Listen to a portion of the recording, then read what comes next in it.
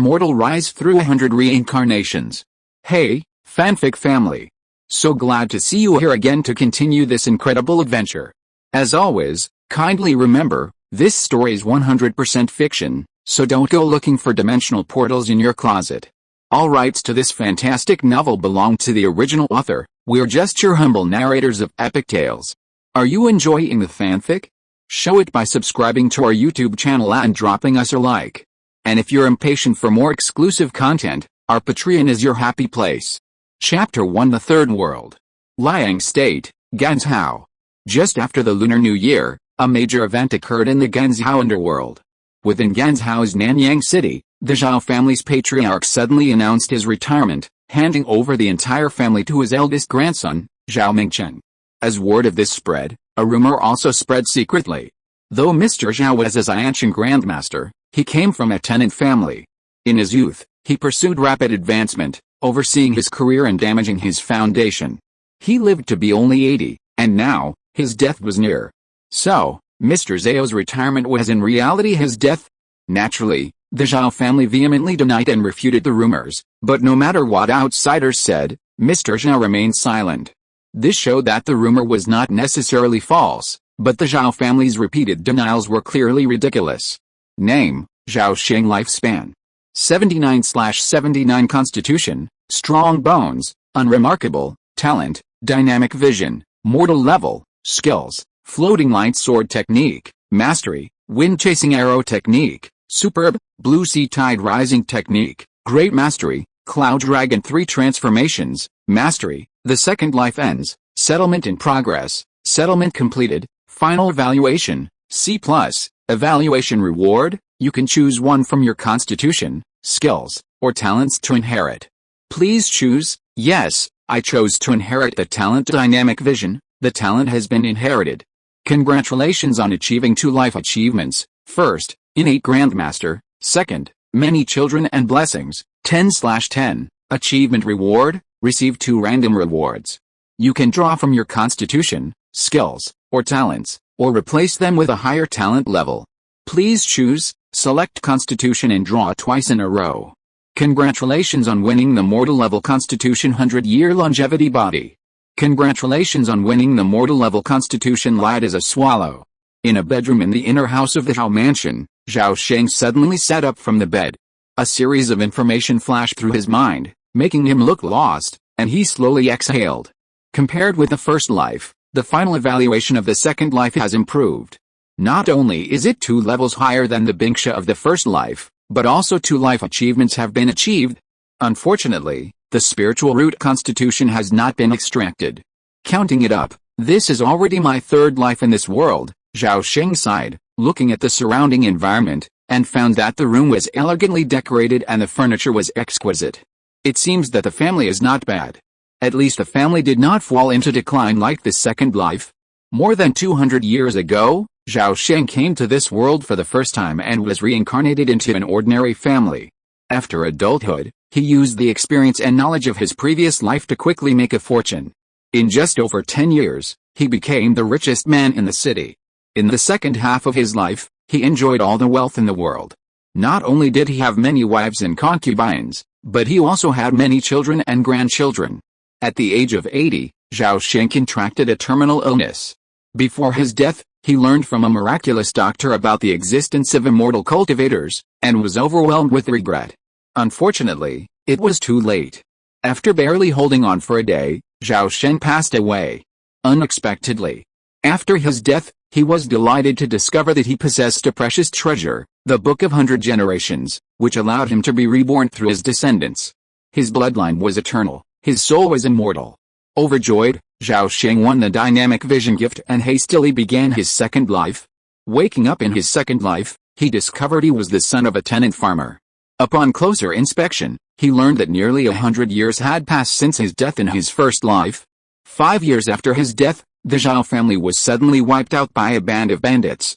Fortunately, one of his sons was studying abroad at the time and survived.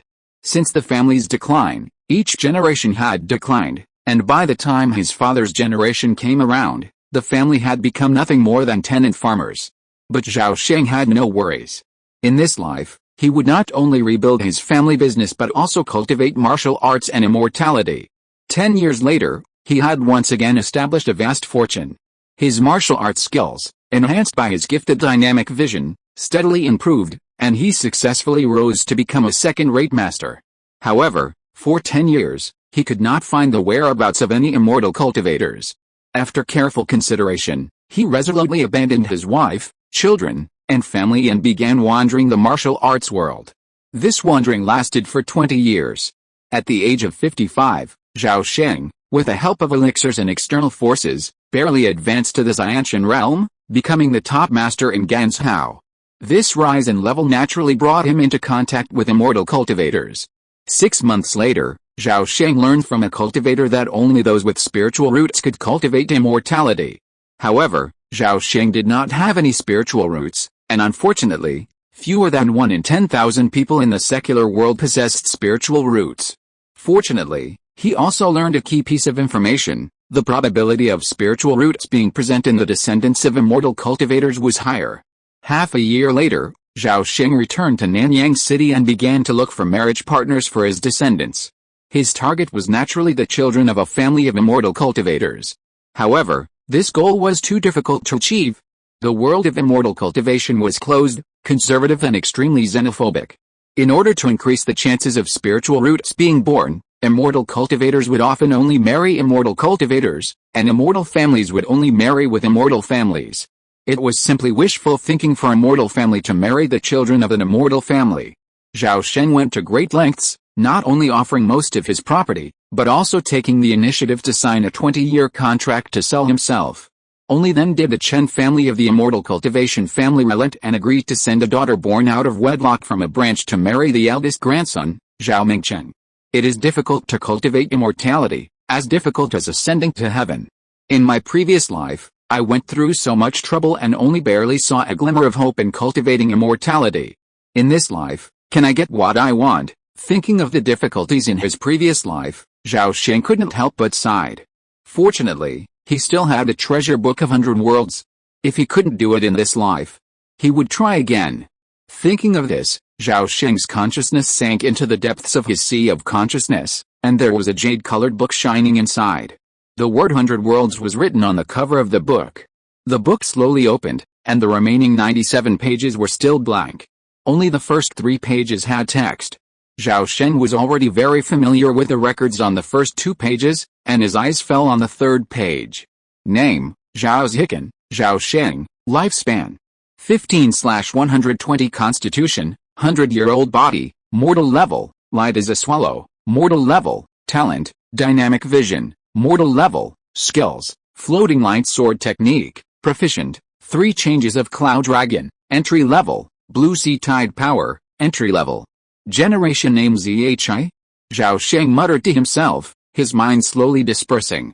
In his previous life, he established a generation name for the Zhao family: Fengsen Mingrenzong, Quanzhen Dute, Zhizhengzuanayudian, Zhongzhengzhengjing, Chongsuantuang Hanayan, Gao Hongding Dalo, Dao Dianqinghua, Ziuxin Gichengsheng. The generation name ZHI is already the 11th generation. Looking through the memories of this body, Zhao Sheng found that more than 160 years have passed. Not only did the Zhao family not fall into decline this time, but it also grew into a large family with a population of over 1,000. The family business is spread throughout Ganzhou, and it is also a well-known martial arts family in Ganzhou, which can be said to be able to do both black and white. Zhao Sheng's status in this life is not low. Although his parents are dead, he is also a direct descendant of the 3rd branch of the Zhao family. Please read it again. Reading is the most important data for a novel. It determines the future fate of the novel. This week, it will be tested and pushed, but there are still a few more readings. Please help me with your help. Writing a book is as difficult as growing hair. I hope that book friends who see this will take the time to turn to the last page. Good people will be rewarded and live a peaceful and happy life. Chapter 2, I only want to have children in this life. Knock, knock, knock. The door of the room was suddenly knocked. Then, a childish and shrill voice came from outside the door. Master, the key replenishing and essence nourishing soup is ready. Shall I bring it to you? This voice was extremely familiar and recognizable. A thin figure quickly emerged in Zhao Sheng's mind. Zhao Xiaobao, his personal companion. He had been with him since he was 8 years old, serving his daily life. "Come in," Zhao Sheng responded calmly according to his memory. Then, he turned over and jumped off the bed. His feet landed silently, without raising a speck of dust, and his body seemed extremely light. Zhao Sheng was very surprised. He did not expect the effect of light as a swallow to be so significant. The door was pushed open, and Zhao Xiaobao walked in with a blue and white porcelain bowl in his hands. After carefully placing the porcelain bowl on the table in the room, Zhao Xiaobao quickly walked over to Zhao Sheng and asked respectfully, "Master, the medicine is ready. Do you have any other instructions?" "No, nothing else. Please leave." Zhao Sheng finished speaking, but instead of drinking the medicine, he walked to the dressing mirror. The mirror reflected a young man 6 feet tall, with red lips, white teeth, a prominent nose, and phoenix eyes, and a heroic demeanor. He was incredibly handsome. This was great. He should be good enough to seduce a young lady from a cultivation family. That's right. Zhao Sheng's goal in this life was to marry one or more women from a cultivation family. He vowed to have as many children as possible. He didn't believe he wouldn't eventually produce descendants with spiritual roots. By this time, he had completely absorbed Zhao Hikin's memories. As far as he could remember, the Zhao family hadn't produced a single descendant with spiritual roots. Their descendants had failed to live up to expectations, and now only the ancestors could personally take action. Zhao Xiaobao didn't leave. He hesitated for a moment, then suddenly gritted his teeth and said, "Young master, I just heard some bad news. I heard that Madam is cutting back on your food, clothing, and martial arts expenses. The original 3-day portion of Qi tonifying and essence nourishing soup will be reduced to 7-day portions." Zhao Sheng raised an eyebrow at this. The Madame Xiaobao was referring to was the Zhao family's first wife. She not only managed the daily expenses of Zhao Jiabao, but also participated in the family business and managed the accounts. Zhao Sheng turned and sat down at the table, asking, "Madam, do you have a reason?" Zhao Xiaobao whispered, "I heard the family business has suffered a significant loss recently. Madam, using the excuse of cash flow, has taken the initiative to reduce expenses for each branch. Our third branch has even had its allowance reduced by 20%. Well, since money is so tight, a temporary reduction is no problem." With that, Zhao Sheng picked up the porcelain bowl and drank the soup in one gulp. The familiar bitter yet sweet taste filled his mouth again, just as it had over 100 years ago. "Master, you don't know.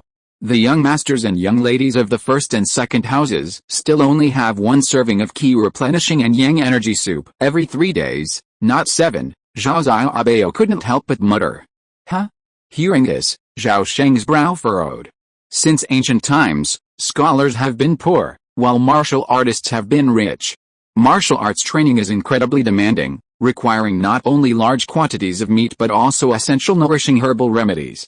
A single serving of Qi replenishing and Yang energy soup alone costs 5 taels of silver, and the Zhao family already has over 20 direct descendants practicing martial arts. This alone costs the Zhao family at least 30,000 taels of silver annually. Even the Zhao family, with its wealth and resources, struggles to survive under such heavy expenses. He could tolerate cutting back on expenses, but he couldn't tolerate unfair treatment. Zhao Sheng's thoughts raced, and he quickly came up with an idea. "Xiaobao, go out and find out how the young masters and young ladies of the other 2 houses are doing. Come back and tell me when you've found out." Zhao Xiaobao nodded in agreement and quickly left the room. When he was alone in the room, Zhao Sheng stood up, walked to the bed, and reached out to unsheath the 100 refined sword hanging from the headboard. With a swish, the sword unsheathed, a familiar feel washed over him, reminiscent of the floating light sword he had carried a century ago.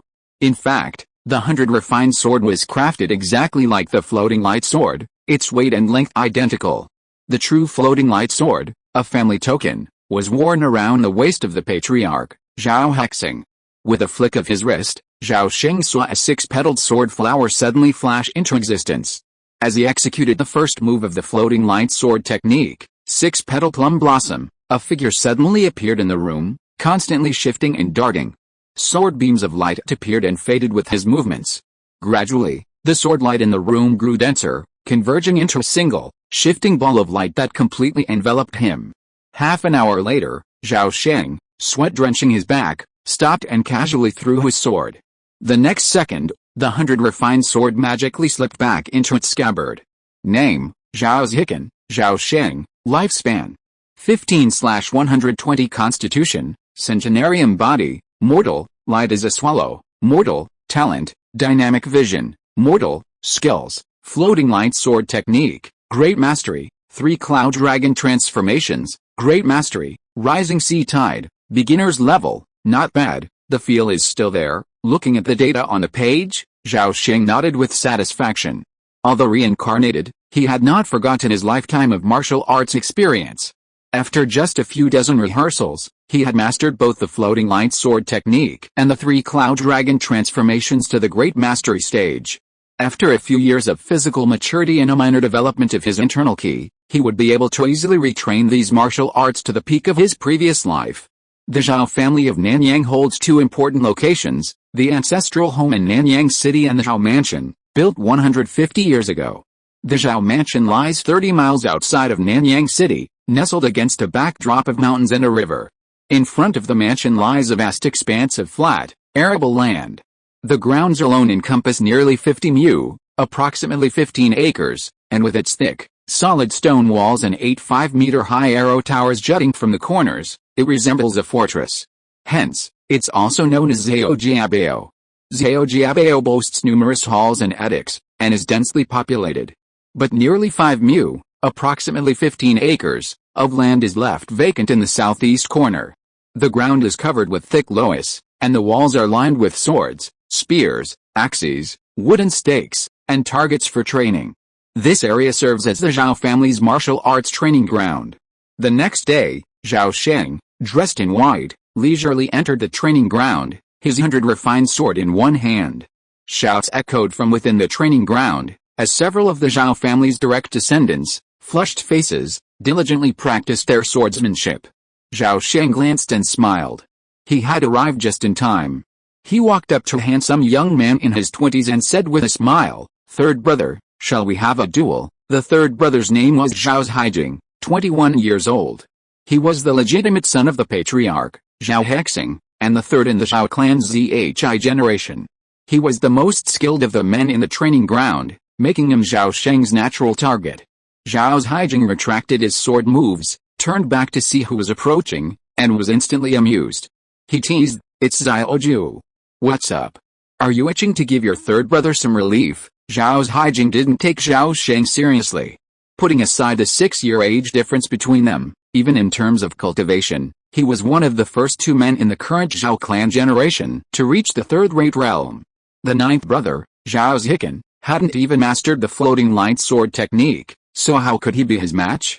Chapter 3, Fangine Valley Wang Family. Zhao Sheng, still grinning, said, "Don't laugh, third brother. My martial arts skills have improved significantly lately. Be careful not to lose to me later." With that, Zhao Sheng unsheathed his longsword, discarding the scabbard, and pointed the tip at Zhao Sheng. "Come on." Seeing Lao Jiu's seriousness, Zhao Sheng shook his head helplessly. Raising his sword, he performed the Phoenix Arrives move and said nonchalantly, "Come on, just go for it." Seeing his opponent's recklessness, Zhao Sheng wanted to teach him a lesson. With a misstep, Zhao Sheng vanished from his spot, appearing abruptly at Zhao Sheng's side. With a lightning-fast strike from his right hand, he struck Zhao Sheng's throat. Zhao Sheng felt a flash of light before his eyes, and a sudden, inward cry of dread filled his heart. But before he could raise his sword to change his stance, a cold, gleaming sword was already at his neck. "You lose." Zhao Sheng smiled at Zhao Sheng and casually retracted the 100 refined sword. It was so fast. It was astonishing. The third brother had lost without even making a single move, leaving everyone in disbelief. Zhao Sheng, startled and bewildered, asked, "How could you have achieved this so quickly?" "I just told you, my martial arts skills have improved significantly recently," Zhao Sheng replied calmly. "Did you have an epiphany?" someone nearby suddenly shouted. "Yes," Zhao Sheng nodded, acknowledging his progress. At this, everyone's eyes, including Zhao Sheng's, were filled with envy and jealousy. Rumor has it that epiphanies are rare. Once they occur, they experience a dramatic improvement in martial arts, their skills improving exponentially from then on. How could such a great opportunity have fallen upon the lazy Zhaoju? Heaven was truly unfair. I don't believe it. Zhao Jiu, come and fight me. Sixth brother Zhao Haiping then leaped forward. Tall and strong, he was one of the most skilled martial artists of his generation, barring the other two. Seeing this, Zhao Haijing silently made way, his meaning evident. Sixth brother, attack. Zhao Sheng had come to establish his authority today, fearing no challenge. Besides, none of the Zhao family members here today were worthy of his respect, they were all worthless wretches. Excellent. Zhao Haiping roared, then raised his sword and lunged. With a white rainbow piercing the sun move, the tip of the sword darted straight for Zhao Sheng's chest. Fool, Zhao Sheng couldn't help but curse inwardly as the opponent launched his sword move. The white rainbow piercing sun technique is supposed to be light and agile, but in Zhao Haiping's hands, it became ferocious and powerful, completely counterproductive. The Zhao family has been too comfortable these past few years, truly neglecting the education of their younger generation. Oh, that must change. Zhao Sheng sighed inwardly and swung his sword, the back of his blade resting on the opponent's sword. Then, the blade shook slightly, and with a combination of vibration and release, he easily dissipated Zhao Haiping's strength. Then, suddenly, a flash of sword light like smoke and mist, seemingly slow but actually fast, easily pierced Zhao Haiping's defense, the tip of the sword resting firmly on the opponent's chest. Sixth brother, this is how you use the white rainbow piercing the sun, Zhao Sheng said calmly. Zhao Haiping blushed profusely at these words and retreated in shame. Who else wants to come up and give it a try? Zhao Sheng glanced around, his expression calm, his 100 refined sword slightly raised. Impossible. In just 2 days, Zhao Jiu's skills had become so advanced. Could enlightenment really be so powerful? Could it transform someone completely in a matter of days? But the facts were there. Others also tried, and all were defeated. In fact, the Zhao family's defeat was not unfair at all. Apart from the internal key, if we only consider martial arts techniques, no more than 3 people could withstand 100 moves against Zhao Sheng. After this incident, news of Zhao Sheng's remarkable improvement spread throughout Zhao Jiabao. Some young masters and young ladies, skeptical of his true power, approached him, but ultimately retreated with their faces covered. 3 days later, Zhao Sheng's salary quietly returned to normal, and his monthly allowance was even increased to 200 taels. He was delighted. The eldest lady was worthy of being the mistress of the household, intelligent, sensible, and extremely discerning. 2 days later, Zhao Sheng, sword in hand, approached Zhao Hate, the head of the third branch. What did they discuss in secret? No one knew except the parties involved.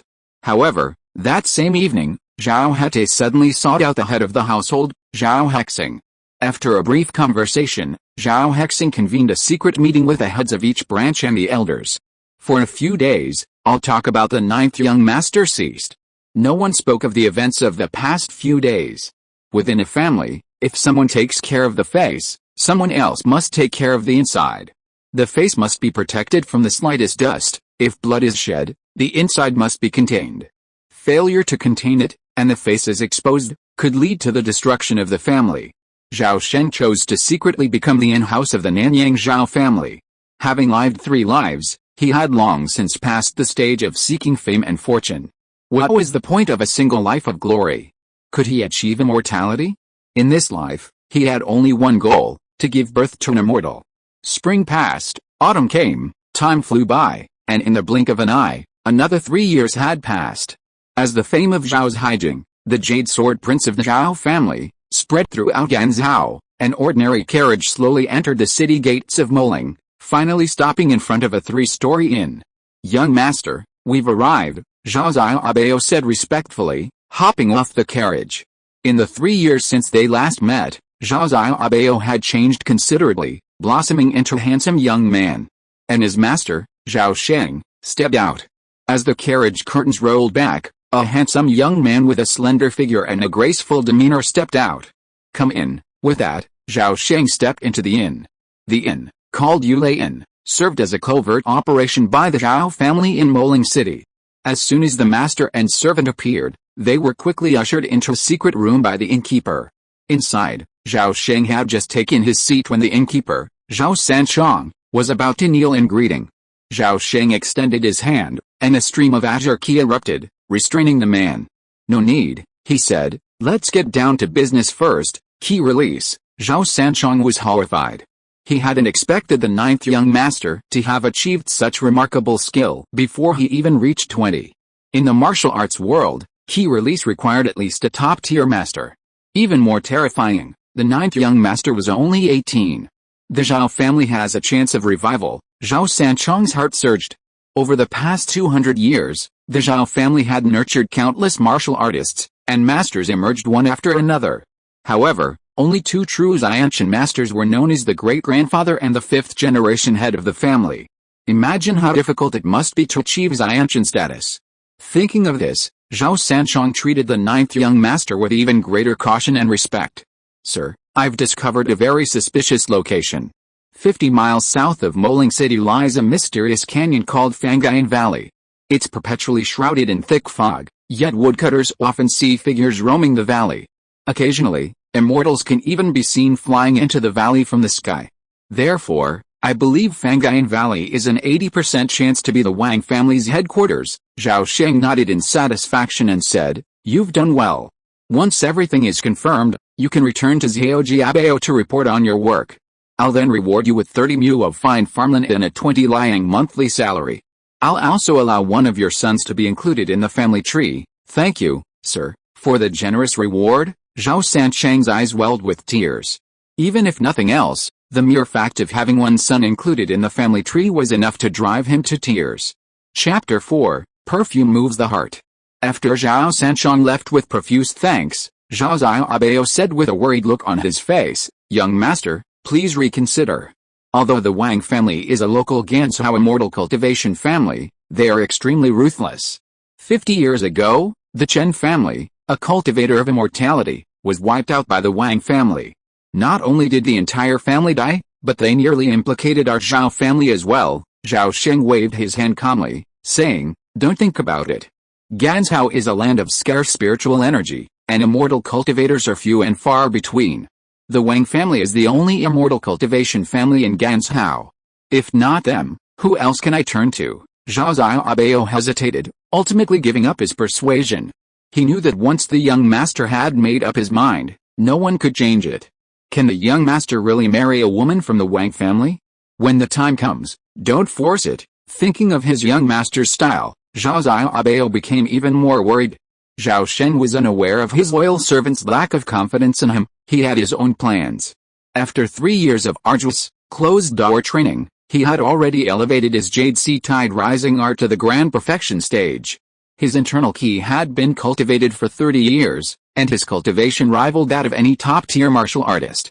If he added several martial arts techniques that had restored him to peak form, he believed he could handle any martial artist below the Xiantian level, barring a Xiantian grandmaster. This was proven true with Zhao Taizhen, the Zhao family's patriarch and a half-step Xiantian master. Zhao Sheng always planned carefully before acting. This time, he arrived in Moling City well prepared. His plan began with a perfume shop. 3 days later, Xiangguan, a long-established perfume shop in Moling City, quietly changed hands. 10 days later, Xiangguan launched a new product called perfume. Unlike traditional perfume didn't require a single application, it could simply be sprayed on. Furthermore, its fragrance was long-lasting and infused with a variety of natural floral notes. The perfume's release quickly became a sensation. All the female customers who tried it were intoxicated by it and became die-hard fans of the perfume. However, there were very few female customers who could afford the perfume. This was because it was too expensive. A small bottle cost 20 taels of silver. The inventor of the perfume was naturally Zhao Sheng. This was a killer weapon he specially prepared. Every woman loves beauty, and few women can resist the charm of perfume. If there is any difference between women from immortal families and ordinary women, 3 words can be enough to describe it: rich. Therefore, Zhao Sheng deliberately set the price of the perfume extremely high. His intention was naturally to screen out the target people. The Wang family could not be completely isolated from the world. The women of their family would occasionally go out shopping, and Moling City, which was closest to Fangayan Valley, was undoubtedly the best place. Time passed quickly, and a month later, in a small courtyard with elegant scenery, Zhao Sheng, the new owner of Xiangxiang Pavilion, was reporting to Zhao Sheng on the recent situation. "Sir, targets number 1 and 2 have come to buy perfume for the 3rd time recently. They both claim to be surnamed Wang. So I believe they are very likely from the Wang family. Oh, they bought up all the perfume again this time, Zhao Sheng asked with interest. Yes, these two women treat money like money. Their spending is shockingly lavish. Every time they come, they won't stop until all the perfume is gone, Zhao Sanchong replied excitedly. He thought his young master was truly amazing, seducing the women of the Wang family with a single move. Zhao Sheng felt the situation was almost right and decided to move on to the second step of his plan. He ordered, next time they come, spread the news about the new perfume. Then do this and that. Zhao Sanchong nodded repeatedly and excitedly took his orders. 3 days later, a luxurious carriage pulled by 4 tall horses slowly stopped at the entrance of Xiangxiang Pavilion. The tall, middle-aged driver, with a stern face, reached out and lifted the curtain. 2 young girls in their prime walked down from the carriage. One was wearing a red dress, with an oval face and delicate features. The other was wearing a sky blue skirt, with a hot body and a cold face. When the 2 arrived, the maids of Xiangxiang House were immediately cheered up because a wealthy guest had come. The smart ones immediately ran to the back and reported the news to the shopkeeper. Zhao Sanchang guessed correctly. The 2 girls were from the Wang family of Fangyan Valley. The one in red was named Wang Yuan, and the one in blue skirt was named Wang Yuki. They were half-sisters. Wang Yuan was the boss between the 2. As soon as she came in, Wang Yuan specifically asked to buy perfume. The maids had already received the instructions, so they deliberately delayed for a few words. Taking advantage of this short while, Zhao Sanchong had already rushed to the lobby. As soon as he saw the 2 of them, he saluted and said, "My 2 distinguished guests, I am the shopkeeper of Xiangxiang House. I'm really sorry.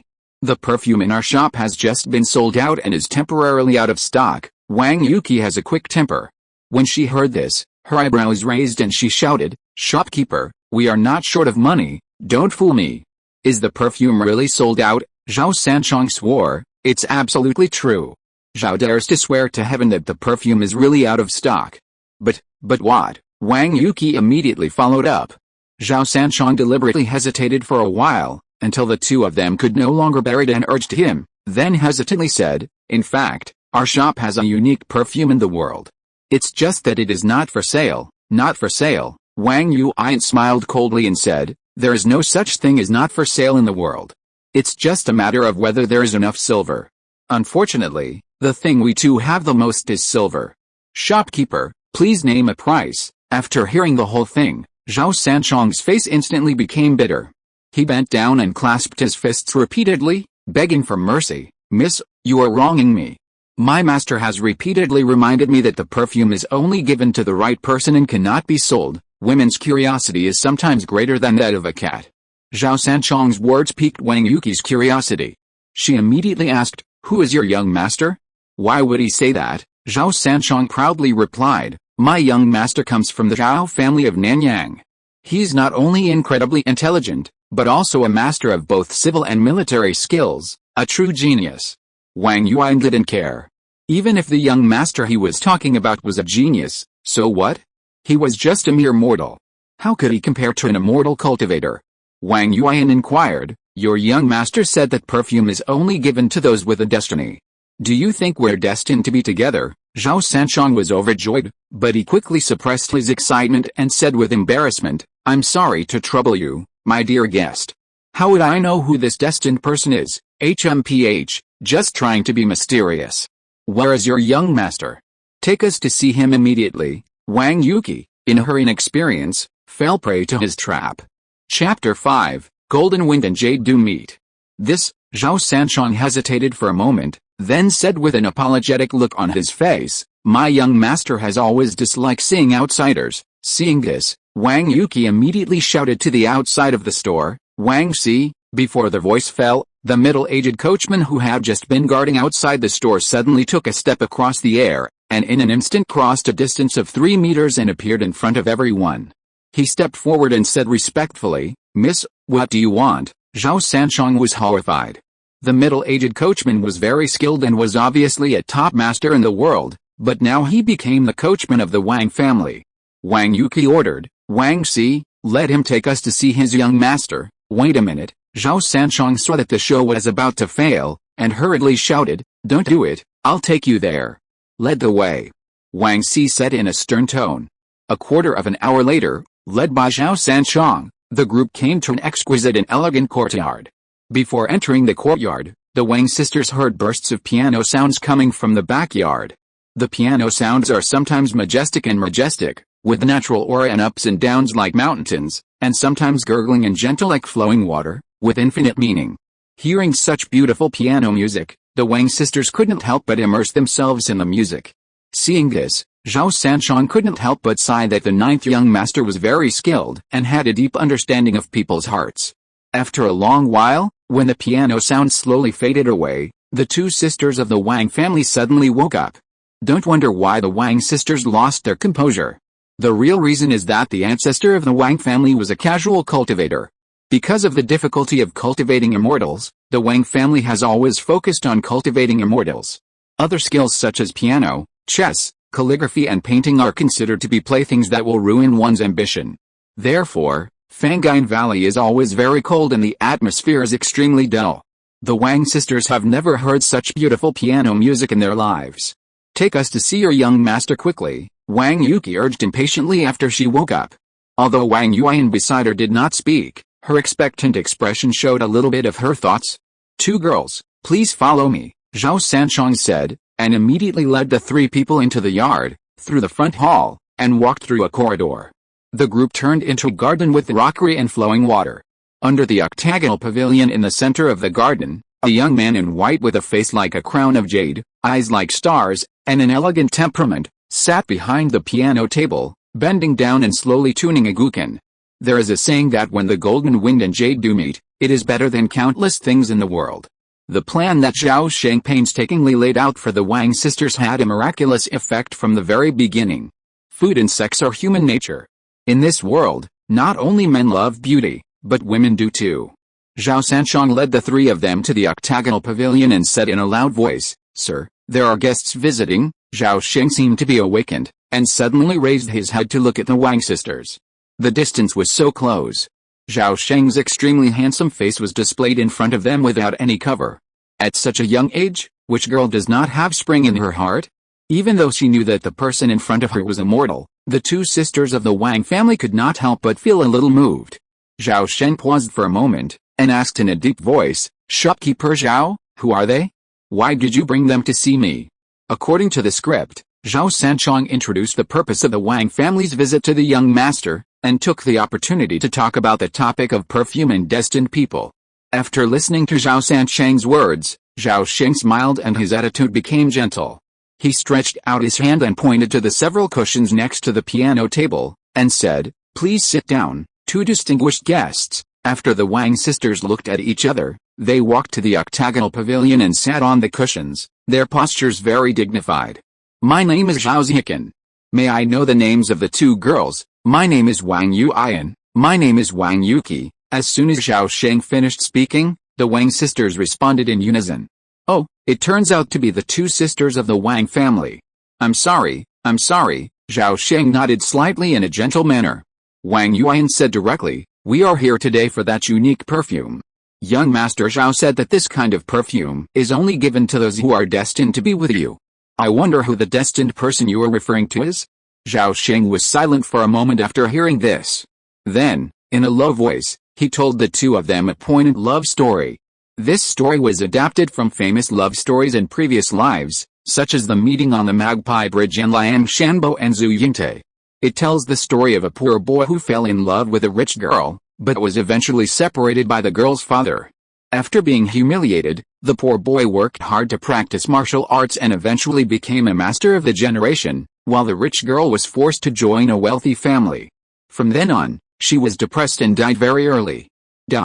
Before his death, the poor man concocted a unique perfume in the world to commemorate this unrequited love, named it Golden Wind and Jade Dew. There is a poem to prove it. At this point, Zhao Sheng couldn't help chanting, "The thin clouds are playing tricks, the flying stars are conveying hatred, and the Milky Way is far away and dark. When the golden wind and jade dew meet, it is better than countless things in the world. Tenderness is like water, and the good time is like a dream. I can't help but look back at the Magpie Bridge on the way home. If the love between two people is long-lasting, why should they be together day and night?" The charm of words can undoubtedly transcend time and space. Even in another world, the tenderness and poetry contained in the words of Magpie Bridge Fairy instantly moved a young girl who is not very worldly. After hearing this poem, Wang Yuqi's eyes were blurred with tears and she was so moved that she almost cried, but Wang Yuan looked calm, and only her eyes became much softer. Seeing this, Zhao Sheng nodded secretly in his heart, and finally sighed deliberately. Ask what love is in the world. It makes people swear to each other for life and death. Golden wind and jade dew are only given to those who truly understand what love is. Two girls. Do you think you are destined to be together? Wang Yuan and Wang Yuqi looked at each other and shook their heads. The two were born in a family of immortal cultivation and have never experienced what love is. The clansmen in the family were also arranged into marriages by the elders, and there was no way to talk about love. Zhao Sheng sighed lightly, showing a regretful expression, and said regretfully, I'm sorry, it seems that the Golden Phoenix and Rain Dew are not destined for you two. Wang Yuqi opened her mouth to speak, but was pulled by Wang Yuan beside her, so she had to shut her mouth again. Sir, we too have gained a lot from listening to such a touching story. Since we have no chance to get it, we will not force it here. Wang Yuan quickly regained her composure and suddenly said, I just have a presumptuous request. I wonder if you are willing to listen to me. Just say it. Zhao Sheng nodded and said, I want to ask if you have any intention of selling the perfume formula. Good guy. I admit that I am greedy for your body, but you are not good either. You actually set your eyes on my chicken. Could it be that the value of the perfume is far more than that? An idea suddenly flashed through Zhao Sheng's mind, and then he shook his head decisively and said, the perfume recipe was left by my ancestors. It is not convenient to pass it on to outsiders. Wang Yuan's face was full of regret after hearing this. Chapter 6 We collaborate. Young lady, a sudden, murderous voice echoed from outside the pavilion. The middle-aged driver looked up sharply, took a step forward, and gazed at his young lady. His eyes flicked to Zhao Sheng, a murderous look in his eyes. Don't be rude. Withdraw. Yes, the driver, Wang Si, bowed and immediately retreated to his spot, lowering his head and saying nothing more. Wang Yuan dismissed the driver with a single word and said apologetically, I apologize for frightening you, sir. Zhao Sheng smiled faintly and said, that's okay. A mere half-step Xiantian can't hold me back. But since negotiations couldn't work out, you're trying to take me by force. I think this approach is very bad. It could easily bring disaster upon the family. HMPH, you? Wang Yuqi interrupted angrily. She felt offended. Zhao Sheng calmly shook his head and said, of course I can't. But the world is so vast, there are too many you can't afford to offend. Even if your Wang family is a family of immortal cultivators, it wouldn't be possible. Wang Yuan's face darkened upon hearing this, and she demanded, how do you know our origins? Zhao Sheng put his hand on the strings of his zither and played a long, melodious note. He then said calmly, isn't that hard to guess? Before they could ask again, he explained, to be able to make a top-notch master who reaches the half-step Xiantian realm willingly serve as a rickshaw driver. Furthermore, the two girls are surnamed Wang, and both are so ethereal and stunningly beautiful.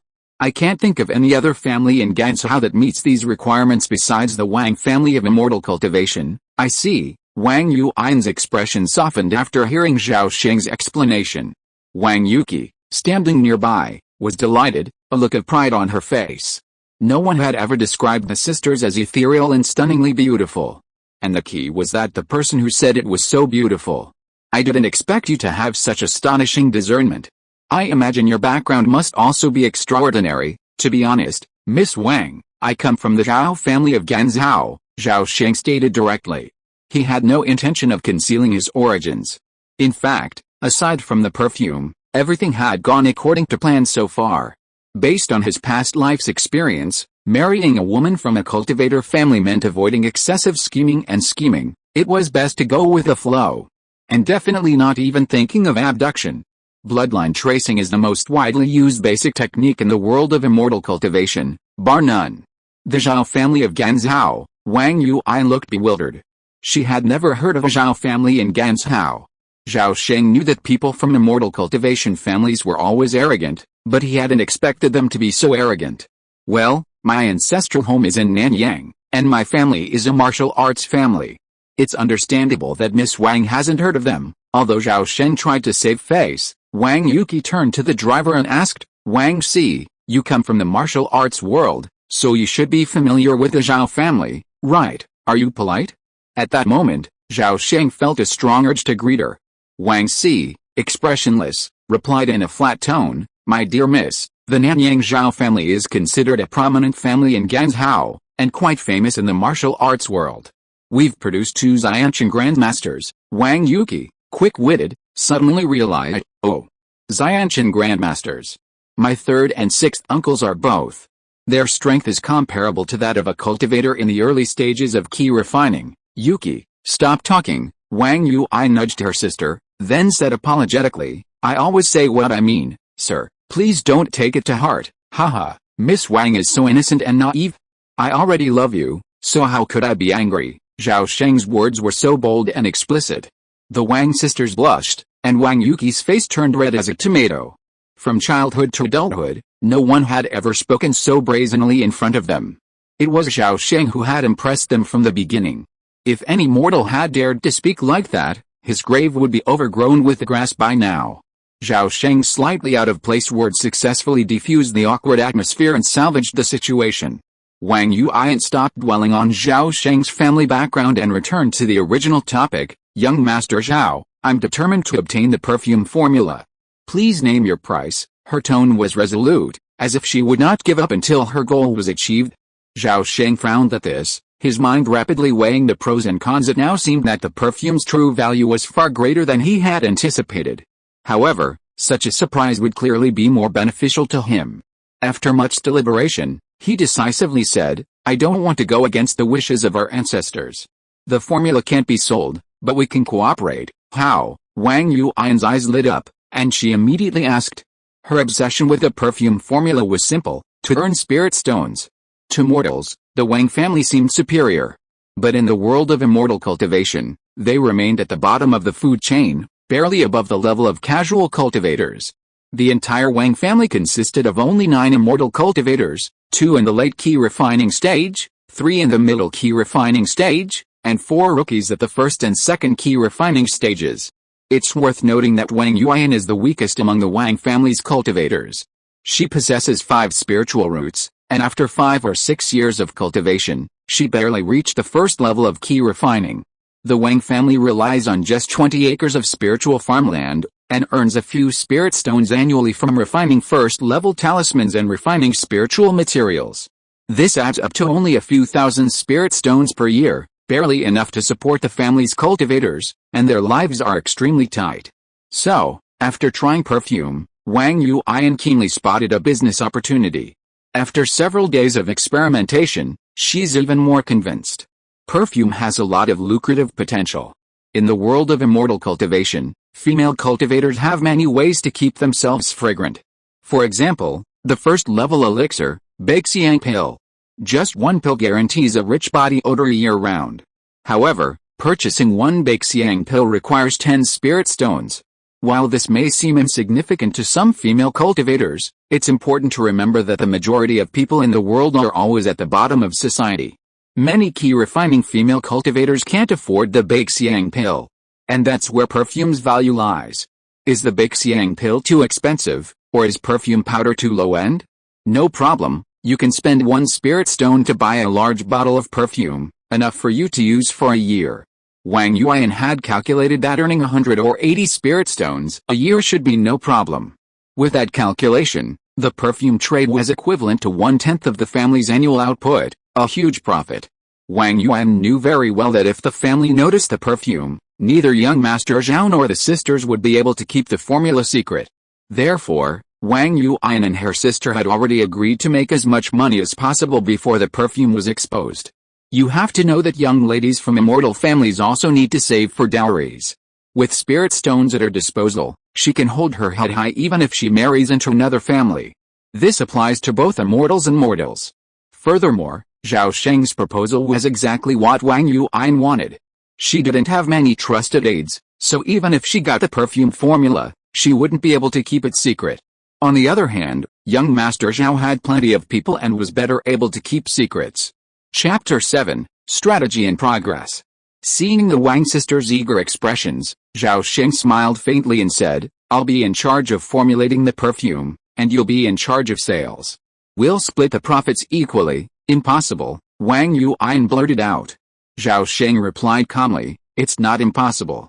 I don't think you'd want the family to know about perfume. By this point, he had a firm grasp of the situation. After all, the Wang sisters were so inexperienced, and Zhao Sheng easily read their thoughts. How did you guess that? Wang Yuan's face suddenly changed when Zhao Sheng revealed their intentions. Zhao Sheng felt he couldn't continue to provoke them, as it might backfire. He explained, if the Wang family knew about this, I don't think you two would be here today. The Wang sisters finally realized how glaringly vulnerable they had been. Recovering from her shock, Wang Yuan said seriously, half the profit is too high. 20-80, I'll take 80, you take 20. Zhao Sheng shook his head.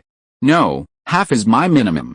After all, I provide the raw materials, the labor, and the formula, and the perfume-making process is complicated and challenging. Without us, the perfume wouldn't even reach cultivators.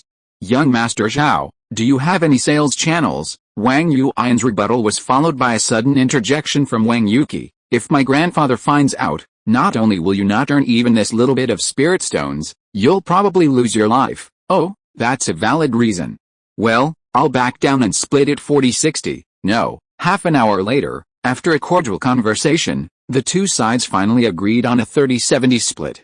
Zhao Sheng also generously offered to allow the Wang sisters to buy on credit initially. With a successful negotiation, Zhao Sheng had unknowingly forged a closer relationship with the Wang sisters. This was his biggest goal for the day. Although the plan had changed midway, it had been a fortuitous outcome.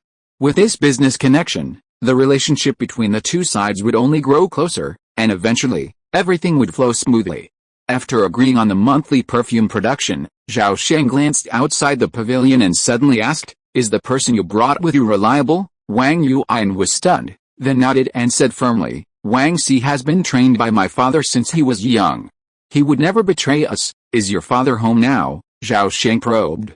Although Wang Yuan was inexperienced, she was quite intelligent and immediately understood Zhao Sheng's hidden meaning. She quickly said, he's out on business and won't be back for at least 6 months. Yes. Zhao Sheng nodded, temporarily relinquishing his murderous intent towards Wang Si. Meanwhile, Wang Si, outside the pavilion, breathed a sigh of relief. Just then, a powerful and sharp sword energy had suddenly erupted from young Master Zhao, locking onto him. In that instant, his entire body was pierced by the sword energy, and he suddenly felt as if he were facing a powerful Xiantian sword master. What a terrifying young man! Wang Si was terrified, unable to help but wonder, could this person have already ascended to the Xiantian realm? Wang Si could never have imagined that Zhao Sheng possessed powerful Xiantian sword intent but lacked Xiantian ki. He exhausted all his ki, yet could only unleash a single killing move equivalent to a Xiantian sword master's full strength attack. This move, Zhao Sheng's ultimate weapon, could easily kill any warrior below the Xiantian realm. That day, the trio officially formed their small group. Zhao Sheng sent a letter to his family via carrier pigeon, outlining the general situation. Soon, a secret workshop within the Zhao family fortress was sealed off, and a large number of trusted clan members were sent in to begin mass-producing perfume. Meanwhile, Zhao Sheng, citing the Wang sisters' lack of experience and concerns about their vulnerability, demanded that they accompany them. Thus, the three, disguised, entered and exited various Lion Kingdom's immortal cultivation markets, selecting specific shops and beginning to sell perfume in bulk. During this time, the trio encountered several dangers, each of which was successfully mitigated by the experienced Zhao Sheng. The three of them didn't sell the product retail because Zhao Sheng knew perfume making was simple and could be easily hidden from anyone with a keen eye. Therefore, they wanted to maximize their profits before the formula was cracked. The Wang sisters thought they could make a steady profit, but their expectations were oversimplified. The perfume's benefits were obvious, so the three of them marketed it smoothly, and things quickly got on track. Time flew by, and 4 months passed in a flash. During this time, the three of them had made a tidings of wealth, far exceeding their most optimistic estimates. However, Wang Yuan and Wang Yuki remained sullen and gloomy. It was because that person's prediction had come true again. A cultivator had cracked the perfume formula. As expected, compared to alchemy, perfume making was truly simple. Zhao Sheng didn't care about this small profit. In just 2 days, he had thoroughly understood the sisters' personalities. The elder sister was rational and intelligent, but a money grubber.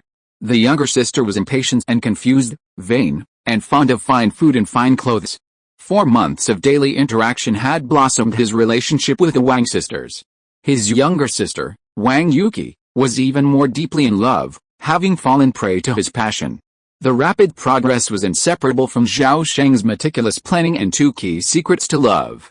One was Pandoki Deng Zhao Oxen, the other was a simple saying: if she's inexperienced, take her to see the world's prosperity; if she's full of vicissitudes, take her on a merry-go-round. A handsome, intelligent, and humble young man, constantly trying to please and amuse you, bringing you all kinds of delicious food and gorgeous clothes every day.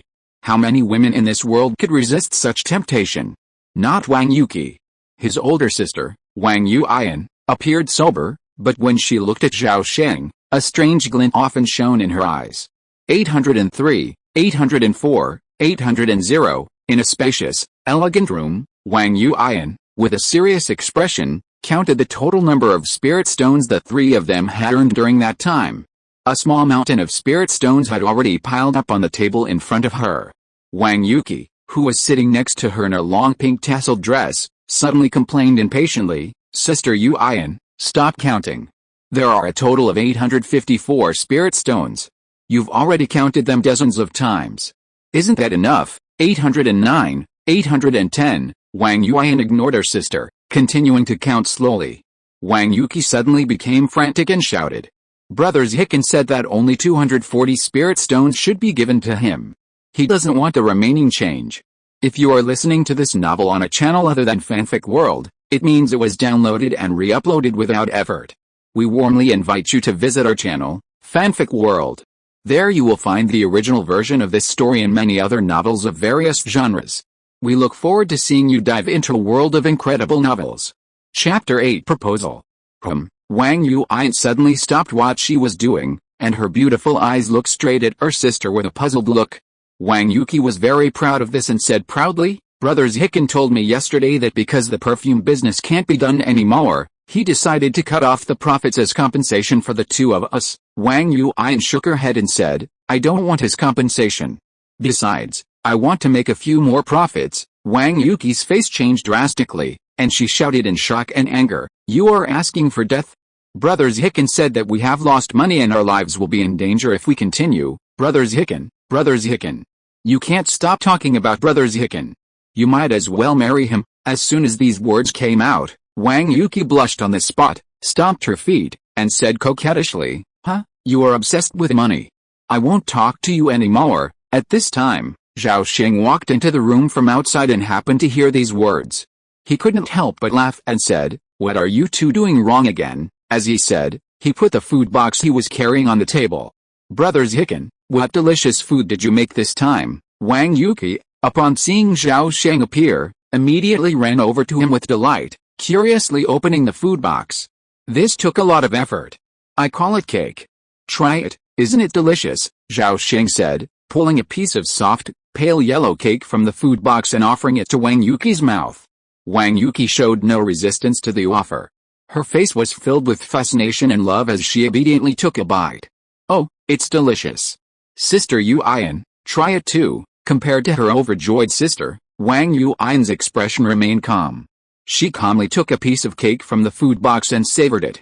As she ate, Wang Yuki suddenly complained to Zhao Sheng, Brothers Hicken, Sister Yuan won't give up and wants to go to the market again. Zhao Sheng's face changed slightly at this. He turned to look at Wang Yuan and asked sternly, Is she telling the truth? Don't you know it's too dangerous? I just want to make a little more money. Although Wang Yuan's face was filled with reluctance, her objections became increasingly quiet. Greed blinds the mind. Zhao Sheng shook his head helplessly at this and said, Even if you wanted to, we can't do it. If I'm not mistaken, Fangine Valley has discovered us. No, oh no, the sisters cried out in panic upon hearing this. They didn't doubt Zhao Sheng's words at all. After spending months together, the image of Zhao Sheng as a man of perfect calculations had become ingrained in their minds. Seeing the sisters panic like this, Zhao Sheng smiled strangely. He suddenly said in an unusually calm tone, Don't panic. This is a good thing. I just have to go to Fangine Valley for something. Wang Yuki was frightened and immediately advised, Brothers Hicken, Don't go to my house. My grandfather is very fierce. Be careful that he will beat you to death when he is angry. You'd better run away quickly." Zhao Sheng looked calm after hearing this, and asked, "Why should I run away? Did I do something bad?" Hearing what he said, the two sisters of the Wang family suddenly realized, "Yes, we didn't do anything bad. We just concealed the matter of the perfume and earned a little bit of spirit stones by the way." Seeing them calm down, Zhao Sheng suddenly showed a wicked smile on his face and said, "Besides, if I don't go to Fangayan Valley, how can I propose to the Wang family?" As soon as this earth-shattering remark came out, the two sisters Wang Yuan and Wang Yuqi were frozen. After a long moment, Wang Yuqi finally mustered the courage to ask, her face filled with anticipation, "Brothers Hicken, you said you wanted to propose marriage." Zhao Sheng surveyed the two sisters, then decisively looked at Wang Yuqi and said in a deep voice, "Yuqi, I want to marry you. Are you willing?" "I'm not going to tell you any more." Wang Yuqi, halfway through her words, covered her face in shame and ran out of the room. The two of them were left alone in the room. Wang Yuan, standing beside them, was unusually quiet. She lowered her head and remained silent, a hint of disappointment in her eyes. Seeing her like this, Zhao Sheng sighed silently. If he had the chance, he would marry them both. Unfortunately, Wang Yuan was born with spiritual roots, and it would be impossible for her to marry a mortal. 2 days later, a carriage stopped in front of Fangayan Valley. The driver, Wang Si, quietly lifted the curtain and let Zhao Sheng and the Wang sisters out. He was a witness, having witnessed how a mortal man easily captured his daughter in a matter of months. Wang Si had no other words to say about Zhao Sheng, except to express his admiration. Dismounting from the carriage, Wang Yuan handed Zhao Sheng a talisman containing 500 spirit stones. These stones were Zhao Sheng's marriage proposal gift. The extra 260 spirit stones represented his sister Wang Yuqi's wishes. Wang Yuan took out a bronze token and infused it with a trace of spiritual energy. The token suddenly emitted a shimmering green light, fading into the thick fog. Then, the fog outside Fangayan Valley slowly parted, revealing a narrow path. After walking a few dozen steps along the path, Zhao Sheng's view suddenly opened up. A narrow valley, approximately several hundred acres in size, came into view. Nearby, lush green trees and grass covered the ground. A little further away, neatly arranged spiritual fields dotted the landscape. In the distance, 7 or 8 wooden buildings and courtyards loomed in the shadows of the trees. But Zhao Sheng had no time to admire these things. A few steps away, a group of middle-aged and elderly men with expressionless faces stared at him intently. Dad, uncle, third uncle, Wang Yuqi was at a loss when she saw these people, especially the middle-aged man with a square face in the middle, and she shrank back timidly.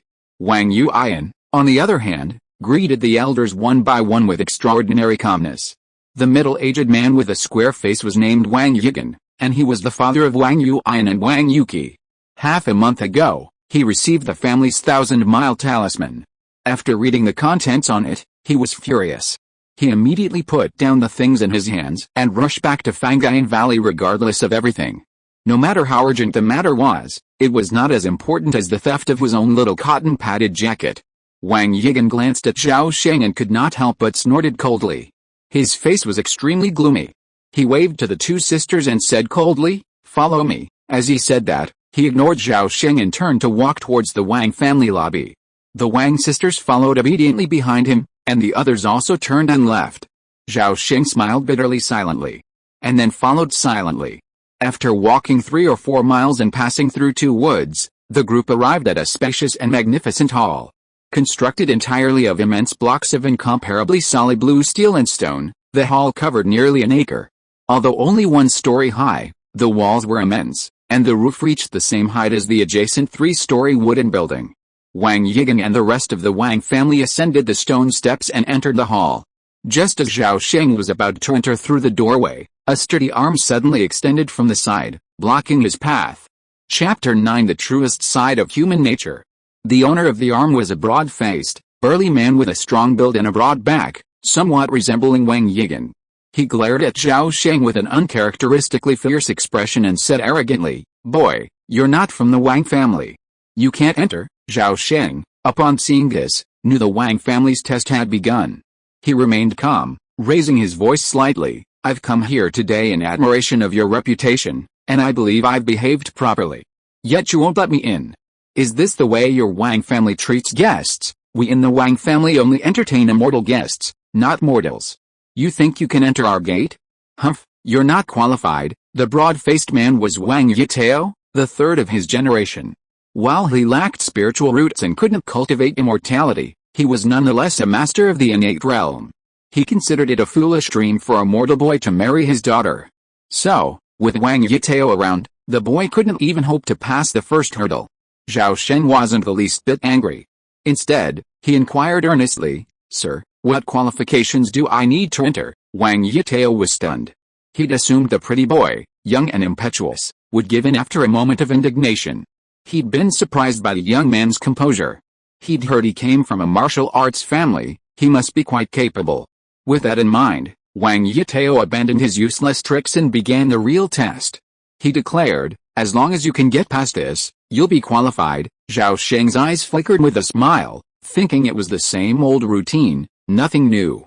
He clasped his fists and said calmly, "Excuse me." Before he'd finished his words, he vanished, reappearing in the blink of an eye at the far left of the gate. How quick! As Wang Yitao marveled, he suddenly flexed his right arm and thrust it forward, instantly creating a thick, invisible wall of energy that surged towards the left side of the gate. As a master of Xiantian Qi, Wang Yitao clearly intended to use force to deceive. Zhao Sheng's movements were swift, but his intuition couldn't escape his grasp. As the wall of Qi surged and surged, nearing his body, Zhao Sheng stepped forward and leaped 3 feet high, effortlessly dodging the wall. He leaned sideways, his feet resting on the edge of the wall. He took 4 consecutive steps as if walking on flat ground, simultaneously dodging 4 swift Xiantian Qi swords. Excellent lightness, Wang Yitao inwardly praised. His feet remained rooted to the doorway, but his hands remained relentless. With his immense Xiantian Qi, he relentlessly unleashed one Xiantian Qi sword after another, transforming it into a sword net that gradually narrowed Zhao Sheng's escape space. The elders had previously instructed him to do whatever he wanted, as long as no one died. After dodging 16 Xiantian Qi swords in a row, Zhao Sheng thought to himself, "That's about it." With this thought, a divine light flashed in his eyes, and the incredibly swift Qi swords instantly slowed down many times. Under the dynamic visuals, the once tightly defended sword net suddenly revealed numerous flaws and openings. Zhao Sheng twisted and turned like a fish, effortlessly slipping through the net, his body pressed against the eaves as he shot towards the threshold. Not good, Wang Yitao realized by then that he had fallen into a trick. As he gradually narrowed the area of his blockade, he inevitably left a large gap behind him. However, by then, he was too late to intervene. Zhao Sheng had already flown past a line marking the entrance and landed in the hall. Inside, Wang Yuki, witnessing the scene, nearly cried out in surprise. In contrast, the expressions of the Wang family elders grew even more gloomy. HMPH, next time, I won't be so careless. Zhao Sheng smiled silently at the other party's resentful expression. Turning, he walked proudly to the center of the hall. At the very head of the table sat a plain-looking old man. He was short, with graying hair and a faint smile on his face, as he surveyed Zhao Sheng. Zhao Sheng immediately recognized the man as the head of the Wang family, Wang Yuan's grandfather, Wang Zhonghe, a cultivator who had reached the 9th level of Qi refining. While Wang Zhonghe's demeanor appeared to be the best, Zhao Sheng was also the one he was most unsure of. As the saying goes, age brings wisdom, and so do ghosts. No one knew what ulterior motives lay beneath Wang Zhonghe's smiling expression. The atmosphere in the lobby was solemn. Zhao Sheng remained composed, clasping his fists with a respectful greeting, and said, "Junior Zhao Hicken, greetings to the elders of the Wang family." He finished, but no one responded. Seeing the atmosphere grow awkward, Wang Yuki grew anxious. Just as she was about to speak, Wang Yuan covered her mouth. After a moment, Wang Zhonghe, with a smile on his face, suddenly asked, "Young man, why have you come to my Wang family today?" Zhao Sheng didn't hesitate, stating his purpose directly. "I and Sister Qi fell in love at first sight, and we are so deeply in love. I've come to Fangayan Valley today to propose marriage. How dare you?" Wang Yigan slammed the table and stood up, his hair and beard standing on end. He absolutely did not agree with his daughter marrying Immortal. "Sit down." Wang Zhonghe's face darkened, and he scolded Wang Yigan. "Cultivating immortality is cultivating the mind. You're in your 40s, and you're still so impatient. Tomorrow you will go to the quiet room in the back mountains to practice in seclusion. You are not allowed to leave until you reach the 6th level of key refining, Dad, but, sit down, yes. Seeing his father's anger, Wang Yigan had no choice but to sit back in his seat, glaring at Zhao Sheng fiercely.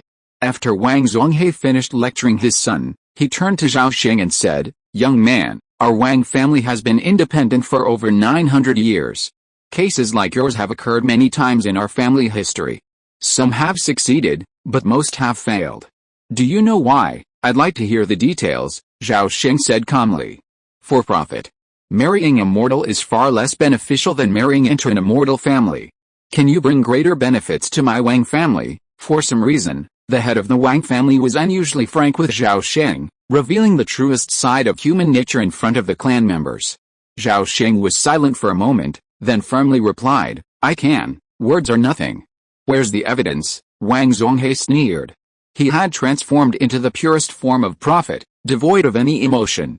Perhaps someone like Wang Zhonghe was a qualified head of an immortal family, but for some reason, Zhao Sheng disliked him. Zhao Sheng took out a storage talisman and gestured, "There are 500 spirit stones in here. Is that enough?" "No."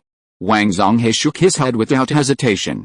Meanwhile, the other Wang family members were beaming with joy, for 500 spirit stones represented nearly half the family's annual income. Zhao Sheng then pulled out a sheaf of paper from his pocket and announced, "This contains the complete perfume-making process and 12 perfume formulas. 3 of these are new perfumes, not yet available in the market." Wang Zhonghe suddenly smiled strangely and pulled out a sheaf of paper from his storage bag. With a gentle push, the sheaf of paper flew towards Zhao Sheng, as if it had eyes, and he grabbed it. Chapter 10, Marry and I Want You. Zhao Sheng's heart sank as he unfolded the paper. The information on it was nearly identical to the one in his hand. The perfume workshop had clearly been exposed to the Wang family for a long time, yet he knew nothing about it.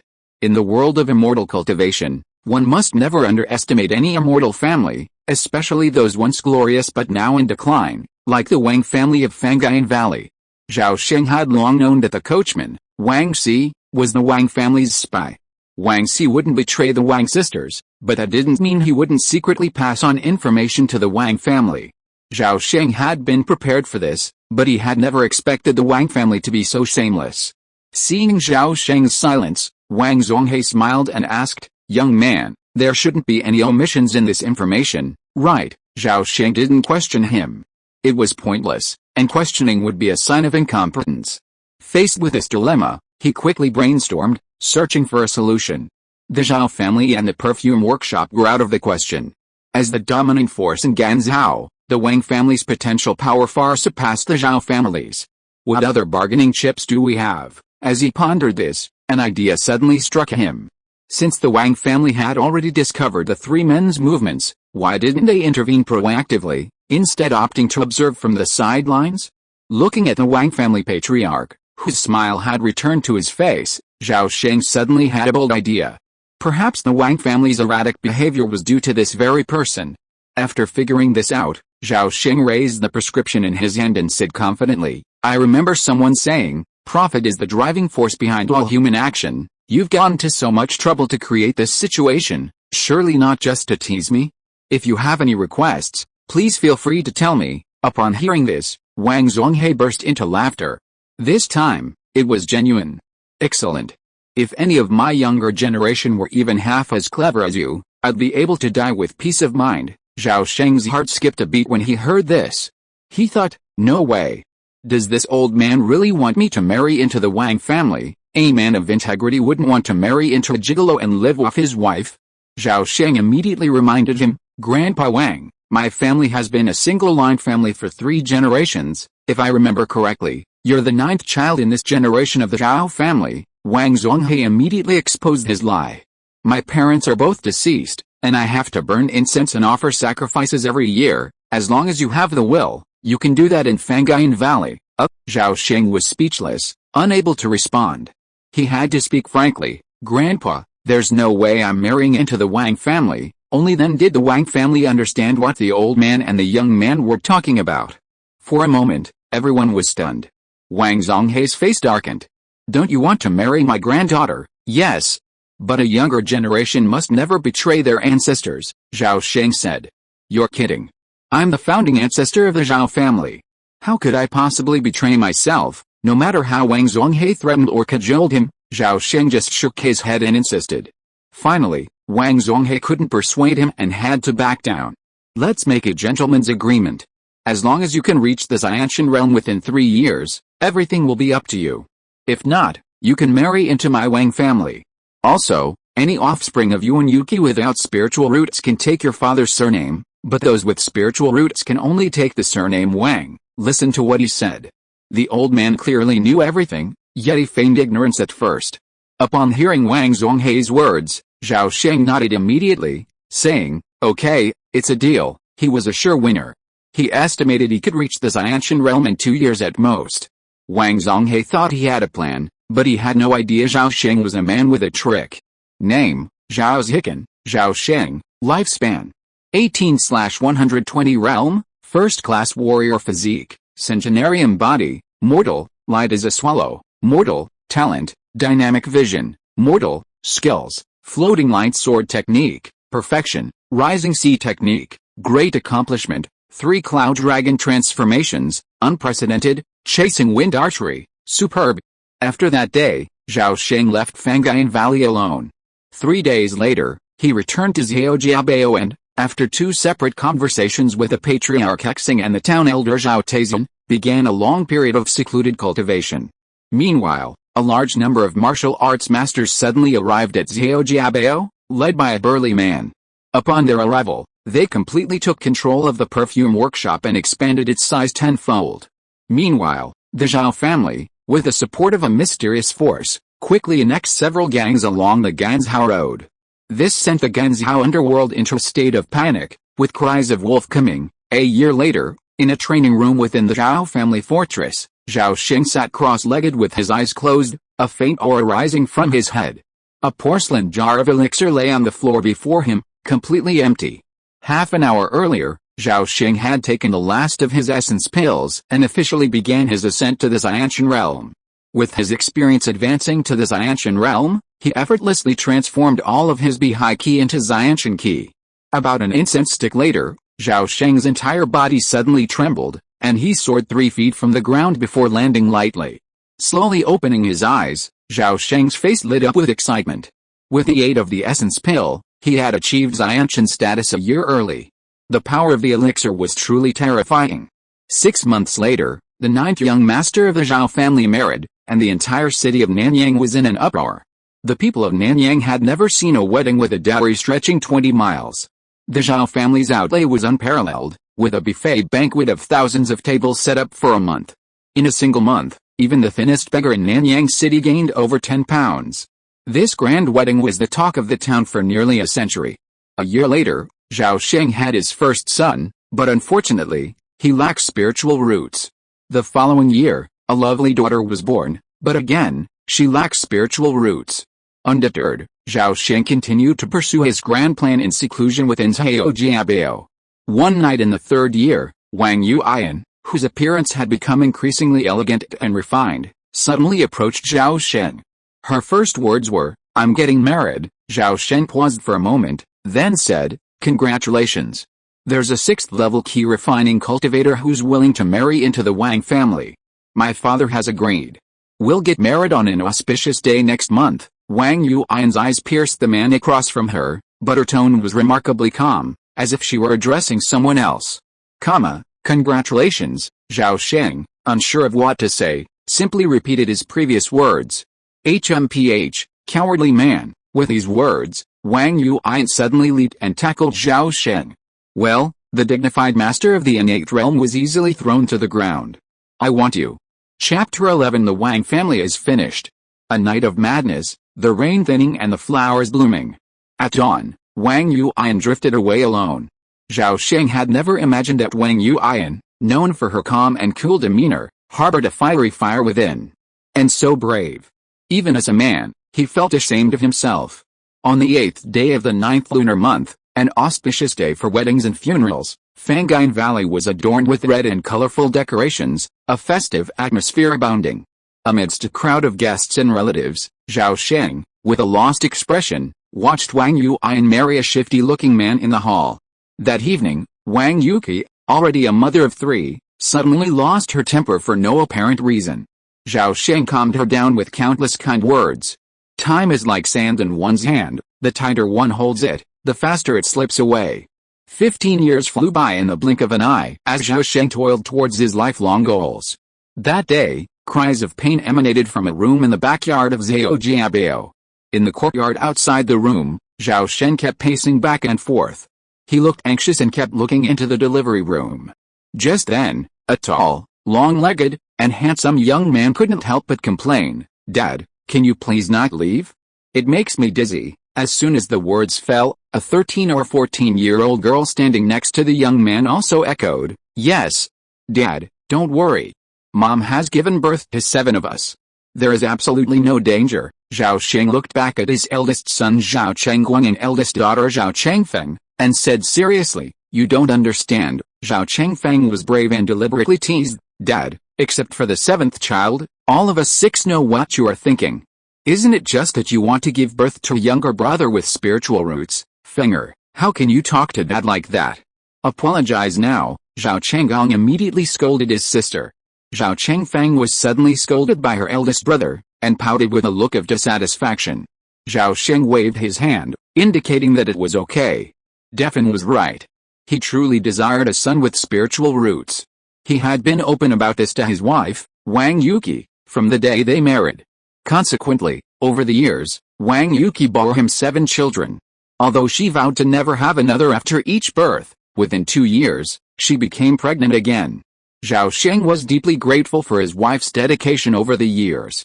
Perhaps he had initially chosen a woman with a strong purpose, but over the course of more than a decade, their bond had deepened, gradually shifting his utilitarian mindset.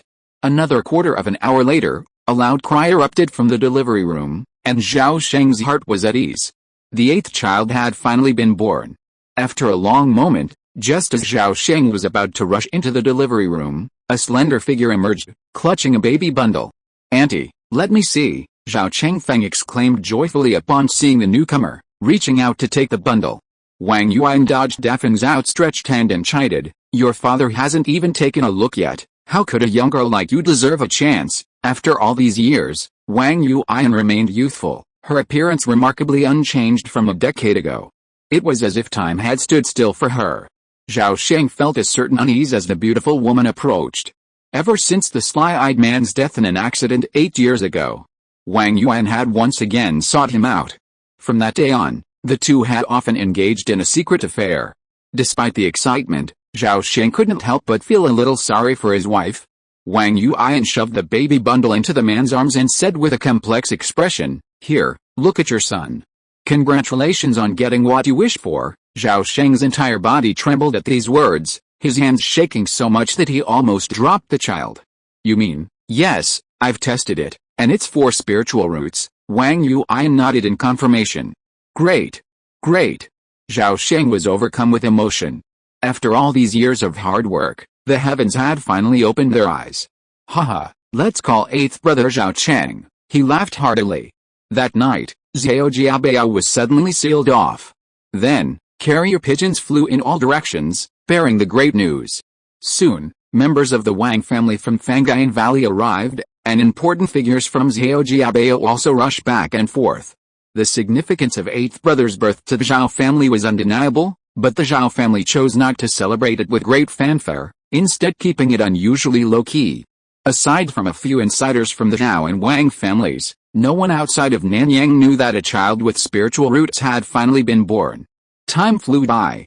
A year later, on a scorching summer day, cicadas chirping and frogs croaking, Zhao Sheng sat at a table in a living room within Zhao Jiabao, slowly polishing a 3-inch long bronze sword.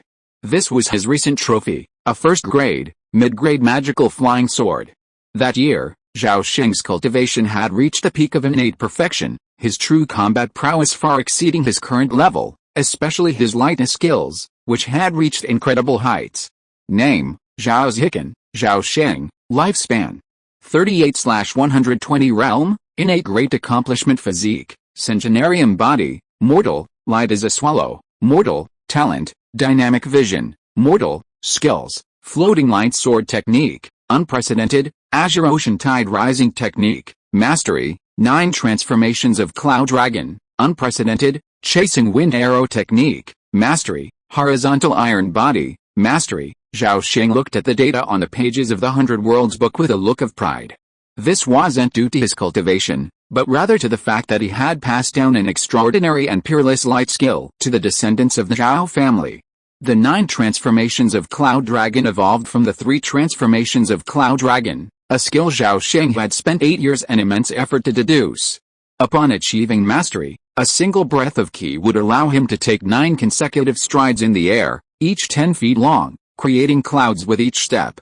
To test this peerless light skill, Zhao Sheng spent 6 months traversing the 7 prefectures of Liang State, visiting 12 major martial arts sects and challenging over 20 innate masters. Yet, none could even touch his clothes. 2 days ago, he even personally ambushed and killed a cultivator at the 4th level of ki refining. Suddenly, with a bang, the living room door was thrown open from outside. Zhao Sheng, disturbed, glanced toward the door, only to see his wife, Wang Yuki, burst in, her face tear-stained and panic-stricken. "Husband, something terrible has happened. Our Wang family." Wang Yuki threw herself into Zhao Sheng's arms, and with a single word, she burst into tears. Zhao Sheng's face paled. He hurriedly tried to comfort his wife, asking, "Don't panic. What happened? You're so heartbroken. Tell me quickly. I'll take care of everything." Sob. Wang Yuki sobbed uncontrollably, her right hand trembling as she handed the 1,000 Miles talisman, clutched in her palm, to her husband. Zhao Sheng took it, opened it, and looked at it. His expression grew increasingly grim, finally turning completely livid. How is this possible? He was filled with shock and anger. The Wang family was doomed. Chapter 12, Herb Collectors at Xianzhu Mountain. A day ago, the Wang family's sworn enemies, the Zhou family, a Jiandan clan, suddenly arrived at Fangyan Valley and cornered dozens of the Wang family members. Determined to prevent even a single remnant of the Wang family from escaping, the Zhou family dispatched 3 foundation establishment cultivators and a team of late-stage key refining cultivators. There was no hope, the Wang family was doomed. The 1,000-mile talisman ended with a message urging Zhao Sheng and his family to flee quickly to prevent the Zhou family from targeting them and eradicating their entire family. The Wang family had lived safely in Ganzhou for over 60 years, so why were they coming now? Zhao Sheng was furious and deeply puzzled, and Wang Yuki was also baffled. He quickly speculated, could it be because of the foundation establishment pill? For over a decade, the Wang family's annual revenue had increased significantly thanks to the addition of perfume, resulting in a surplus of 300 to 400 spirit stones. Wang Zonghe was approaching 90, and if he didn't establish his foundation, he wouldn't have many years left. So, 6 months ago, the Wang family unanimously decided to allow Wang Zonghe to attempt foundation establishment, even if it meant risking their entire fortune. Over the past 6 months, the Wang family, in addition to selling off their ancestral property, has also coerced their son-in-law, Zhao Sheng, into 7 or 8 unprofitable deals. A month ago, the Wang family shelled out over 20,000 spirit stones to finally secure a low-grade foundation establishment pill. Zhao Sheng correctly suspected that the pill was indeed the cause of the disaster, but it was only an indirect factor. The Red Dragon Sword, the last ancestral spirit artifact sold by the Wang family, was the direct cause of the genocide. The Red Dragon Sword was the weapon most commonly used by the Wang family ancestor during his foundation building period. Upon its appearance in the Liang Kingdom market, a member of the Zhou family, a foundation building member, happened to see it at an auction and was shocked to discover that remnants of the Wang family were hiding in Liang. The Wang family's ancestral home, in the Daong dynasty of the Xianhuan territory, was once a Jiandan family, and their ancestor was a sworn enemy of the Jiandan ancestor of the neighboring Zhou family. So, when the Wang family's patriarch passed away, the Wang family fell to the ground. Led by the Zhou family's patriarch, the Wang family's main formation was finally breached, and the entire clan was nearly wiped out. Wang Zonghe and his companions were the last of the Wang family to escape. "Husband, what should we do?" Wang Yuki was at a loss, completely bewildered. "Don't panic. I'll take care of everything." The Wang family was beyond saving. The most important thing now was to save the lives of his entire family. Zhao Sheng now faced an extremely difficult choice. He had 8 children, the eldest, Zhao Chenggong, 16, and the youngest, Zhao Sheng, just over a year old. Furthermore, the Nanyang Zhao family still had over 1,000 members. The Nanyang Zhao family wasn't a major threat. The Zhou family wouldn't necessarily look down on a mere group of mortals, nor would they necessarily kill them. However, the Zhou family wouldn't let him and his family go, as the world of immortal cultivation has a long tradition of eradicating the roots.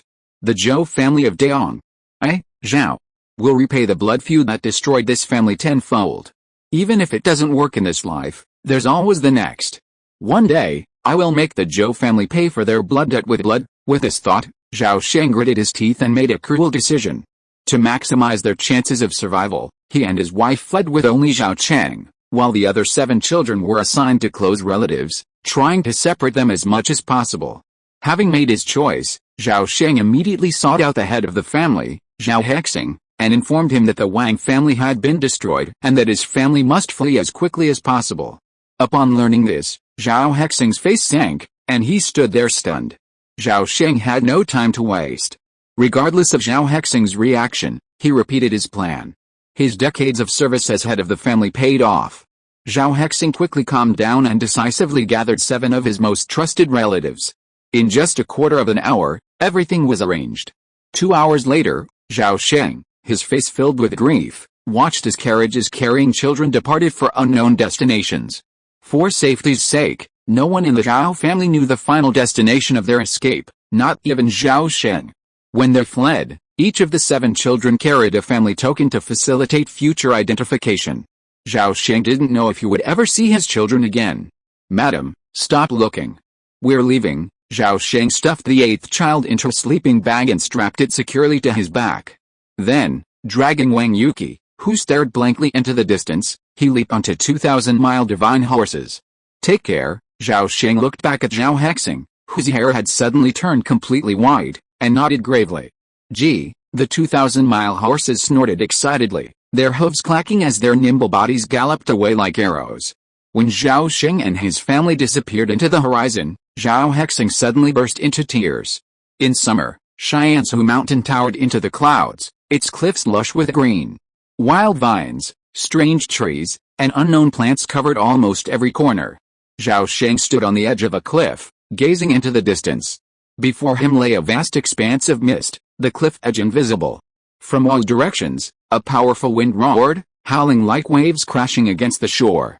Clouds and mist swirled, pounding the rock face, as if threatening to sweep the cliff face into the depths of this surging sea of clouds.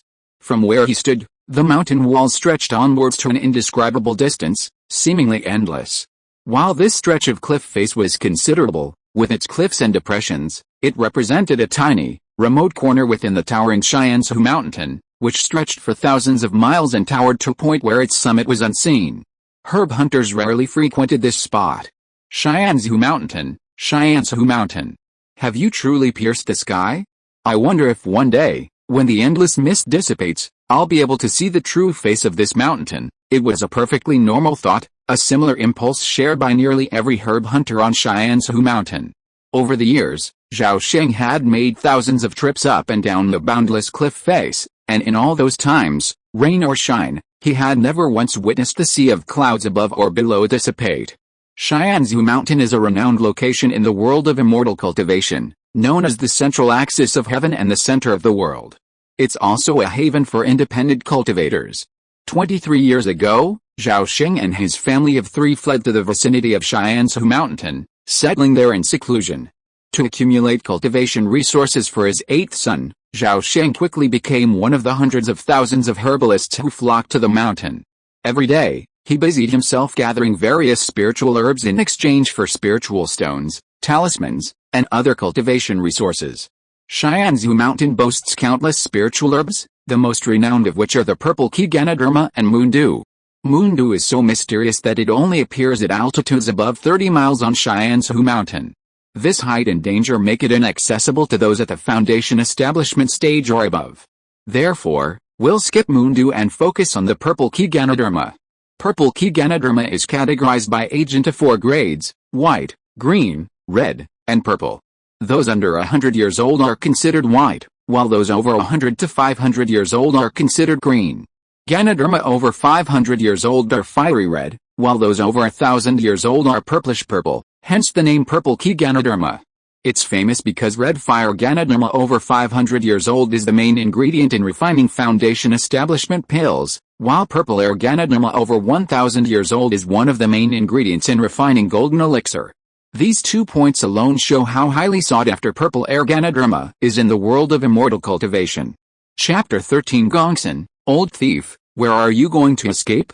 Unknown years ago, all the major sects in the world of immortal cultivation simultaneously issued an open-ended quest to permanently acquire the unique purple key Ganoderma from Shiansu Mountain, regardless of quantity or age, and to set a generous reward in advance. The rewards included precious gold and silver treasures, magical instruments and talismans, and various elixirs, including foundation establishment pills. A 500-year-old red fire Ganoderma could be exchanged for a foundation establishment pill or a mountain gate token. Anyone holding a token, even one with only 5 spiritual roots, could be unconditionally admitted to the sect. To be lucky enough to harvest a 1,000-year-old purple key Ganoderma would be a sure death for most. Without a cultivation level above foundation establishment, it would be impossible to secure such a precious treasure. Considering that this was a third-tier precious medicine, even golden core true immortals would vie for it. This unlimited reward for the quest inspired countless people to dream of becoming rich and cultivating immortality. For thousands of years, countless chivalrous warriors, casual key refining cultivators, foundation building cultivators, and even golden core masters have flocked to the vicinity of Shiansu Mountain. Despite the towering height, they scaled the cliffs, risking their lives in search of elixirs and rare treasures. Just as Zhao Sheng was lost in thought, a sudden, violent shout echoed from overhead, "Shameless old scoundrel, I finally found you. Where can you escape today?" Zhao Sheng looked up and saw a burly man in his 40s with a curly beard and brown hair. His face was filled with anger, and he swung a broadsword as he swooped down towards the cliff. Zhao Sheng smiled faintly at the sight of the approaching figure, half a foot already on the edge. Bracing himself against the gusting wind, he narrowed his eyes and suddenly leaped. His body fell freely through the void, accelerating faster and faster until he plunged deep into the mist. Branches slanted across the cliffs, and jagged rocks loomed. Zhao Sheng's body, nimble as a hawk, effortlessly dodged the branches and rocks. After falling about 10,000 meters, Zhao Sheng suddenly spread his arms wide, and 2 pieces of canvas suddenly unfurled from his hands and waist like wings. The wind blew the fabric high. A second later, Zhao Sheng's descent slowed dramatically.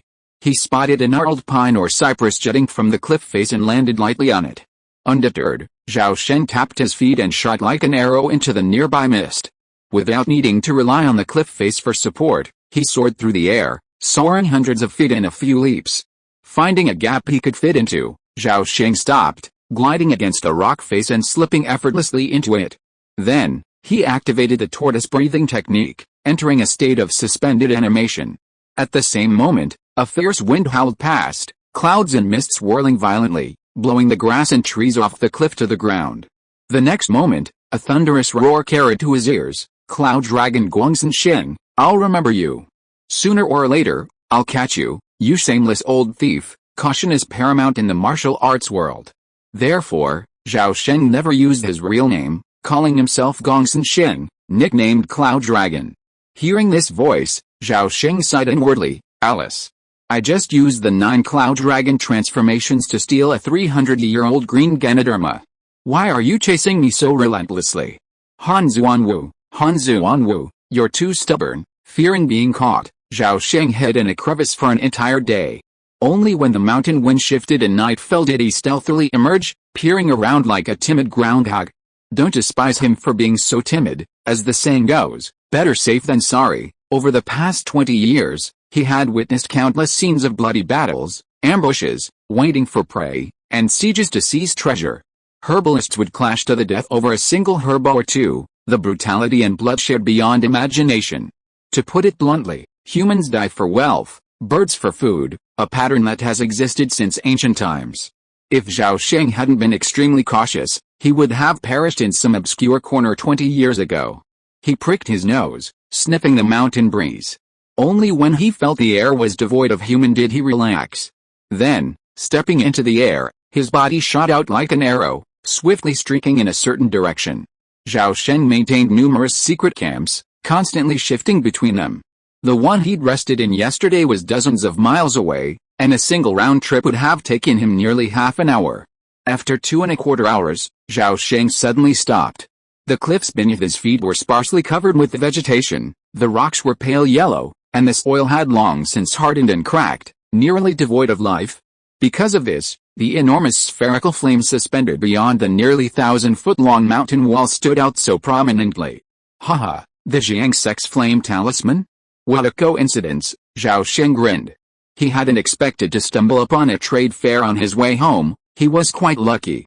Xianzhu Mountain's unique terrain made it extremely inconvenient for herbalists to travel up and down. Therefore, the major sects in the cultivation world often dispatched large numbers of disciples to Xianzhu Mountain to hold impromptu trade fairs. This allowed herbalists to exchange supplies and cultivation resources in a timely manner. It was a bit like the relationship between gold prospectors and the merchants selling gold mining tools. The gold that the gold prospectors risked their lives to find was pocketed by the merchants selling the tools. Countless gold prospectors suffered casualties, and few made fortunes. However, the merchants reaped the rewards. When he approached within a mile of the trading point, the people there also spotted Zhao Sheng. A mile was considered distance? Even in the dark, key refining cultivators could see clearly. After 7 or 8 breaths, Zhao Sheng stepped onto a stone platform jutting out from the mountainside. Bonfires had already been set up there. Around the bonfires gathered a group of weathered herbalists, their faces varied and varied. The two met. At first, the group paused in surprise at Zhao Sheng's arrival, but the next moment, someone near the bonfire suddenly stood up. Heaven has mercy. You old scoundrel Gongsun, how dare you show up again? Looking at Han Zuanwu's ferocious expression, Zhao Sheng cursed his bad luck. He hadn't checked the almanac before going out today, and now he had run into the scoundrel again.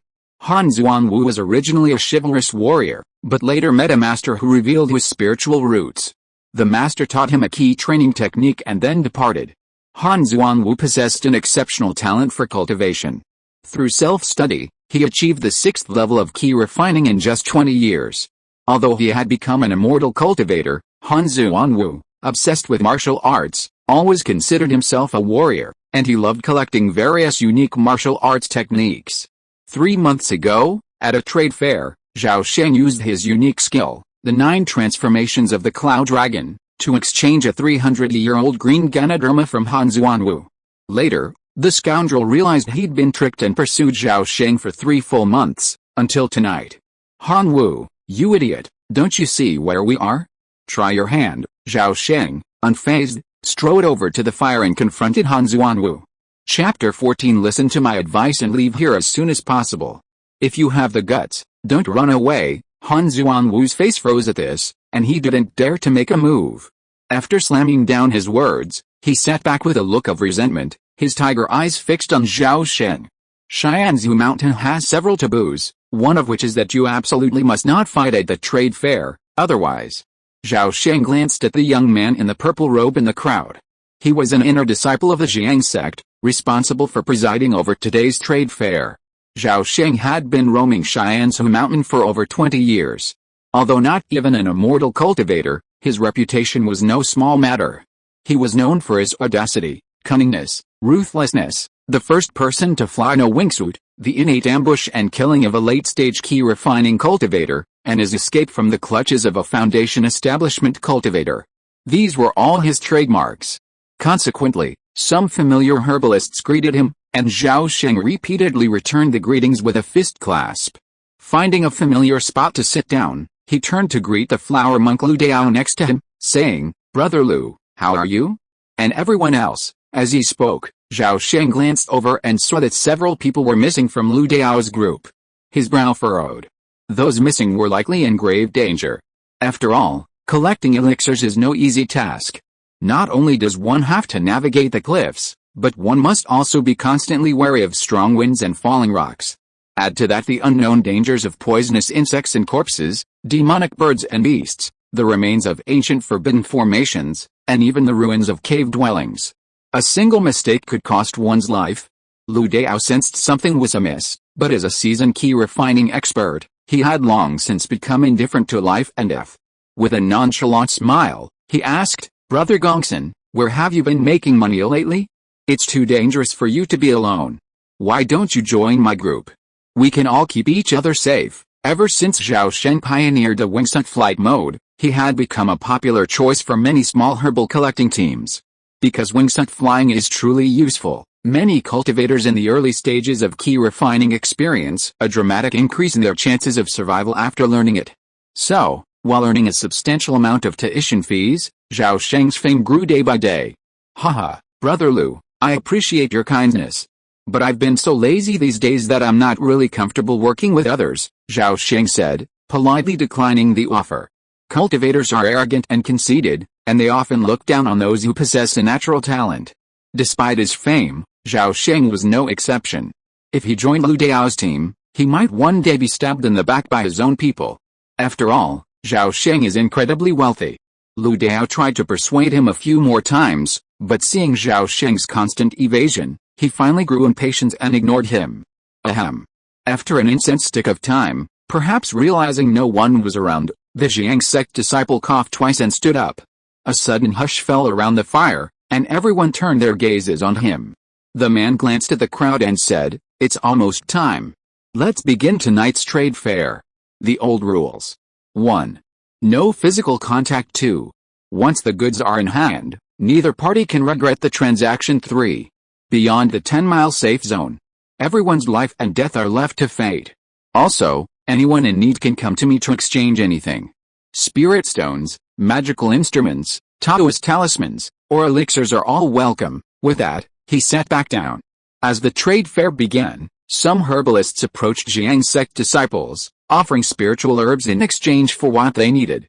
Others skillfully spread out their bags and placed a variety of odds and ends: dried or well-preserved spiritual herbs, broken magical instruments and swords, dried meat, water bottles, some unknown minerals, or the remains of demonic beasts, claws, and so on. Zhao Sheng did the same. He untied the straps from his back, dumped the contents of his backpack onto the ground, and spread them out one by one. 300-year-old vermilion fruits, a roll of armored hide, a face-sized green fungus, 2 jade soft white fungus, a bronze knife, and a folded blue robe.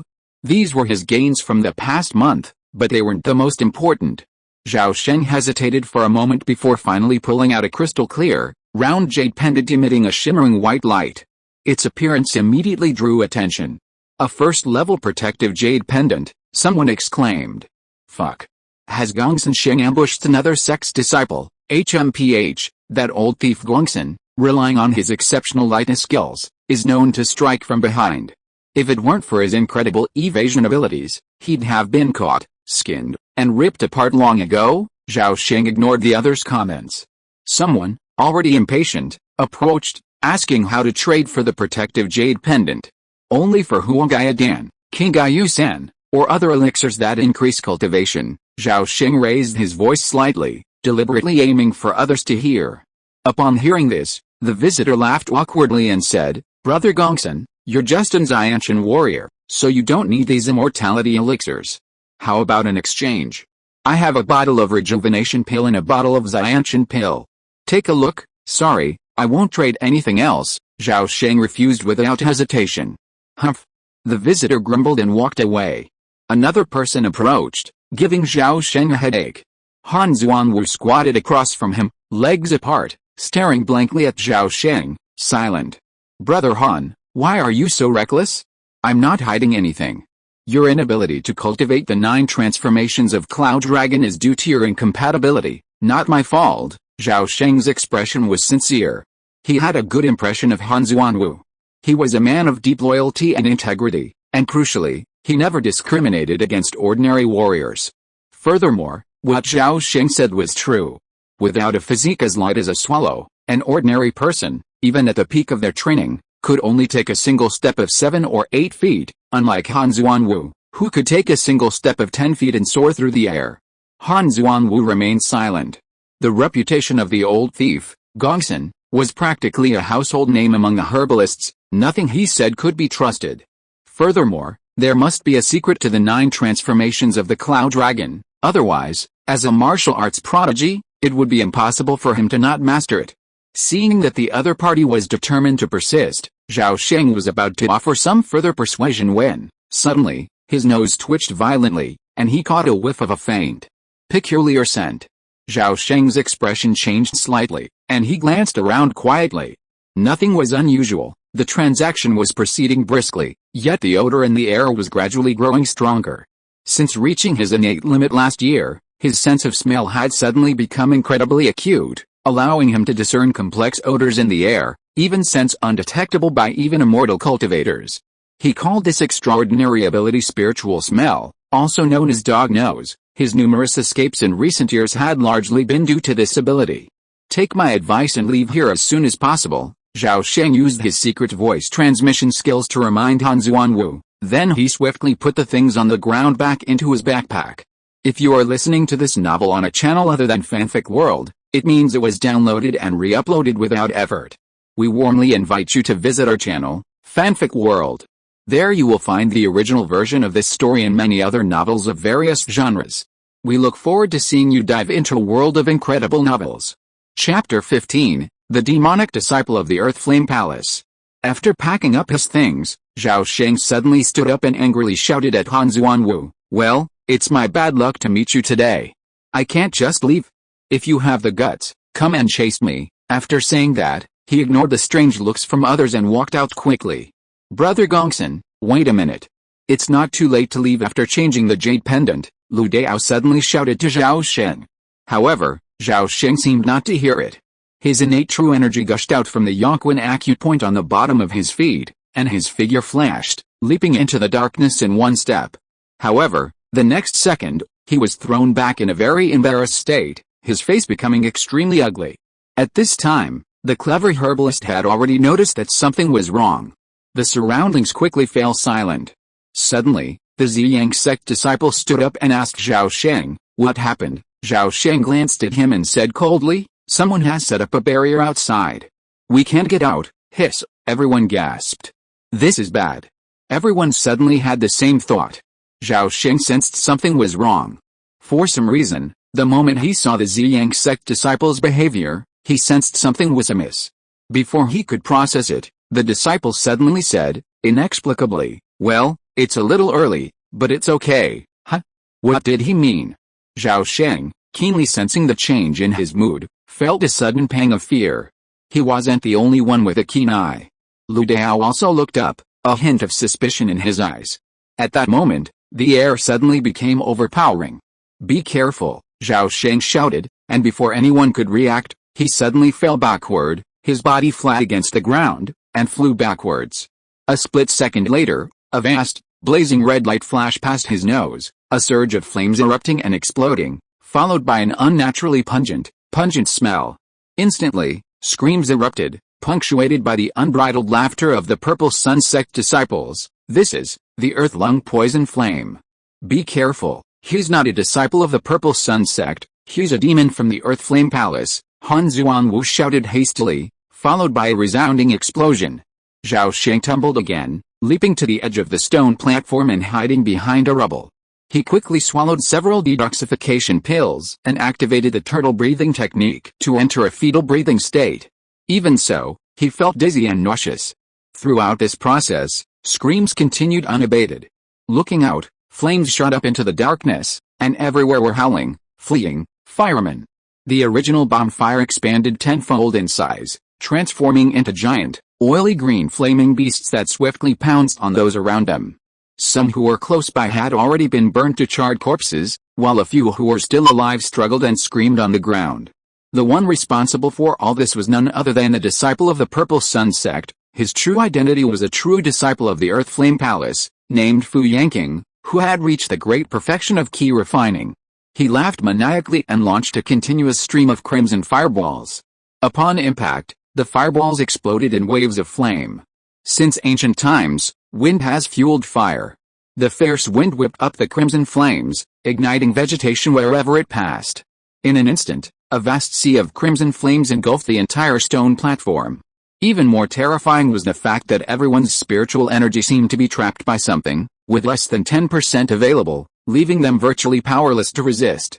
Han Xuanwu, however, was well versed in various martial arts and still had the strength to flee.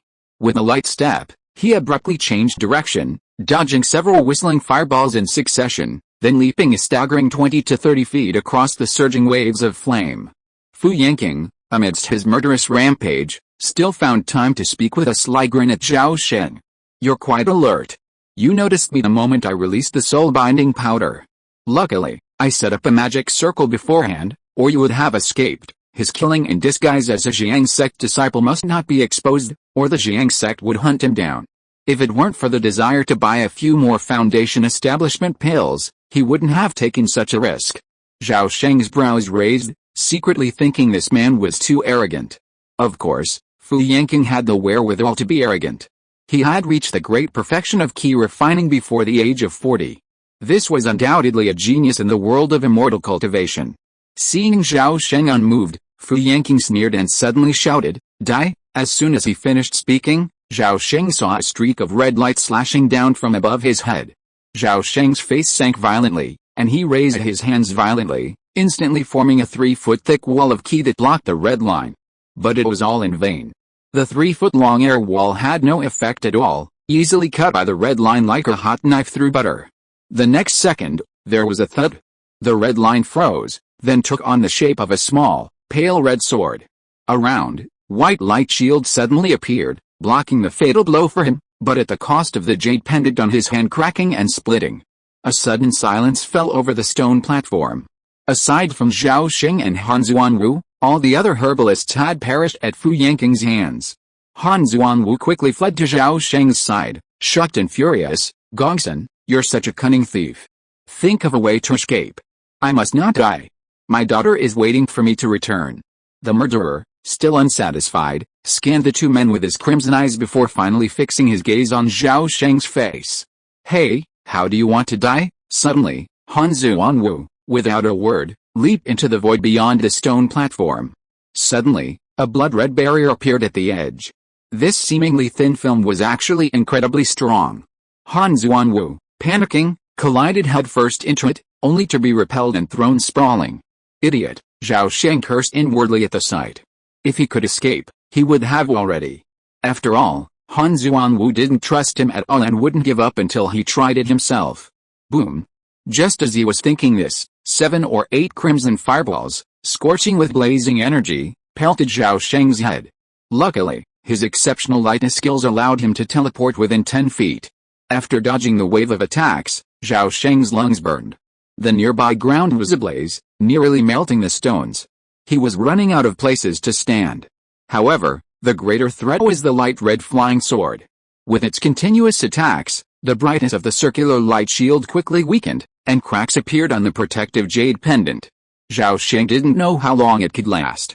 But he knew that he had very little time left. "Fuck, I'm going to fight you." On the other side, Han Zuanwu was chased and had nowhere to escape. In anger, he took out a handful of talismans, poured the remaining spiritual power into them, and then threw them out without a care. Fireballs, ice arrows, golden blades, all at once, more than a dozen first-level 5-element spells hit Fu Yanqing. Seeking investment. Chapter 16, Escape from Death. Facing the onslaught of attacks, Fu Yanqing remained composed, chanting his incantations calmly. The next second, the flames on the ground before him suddenly surged to a man's height, instantly converging into 3 thick flaming shields that easily blocked the wave of attacks.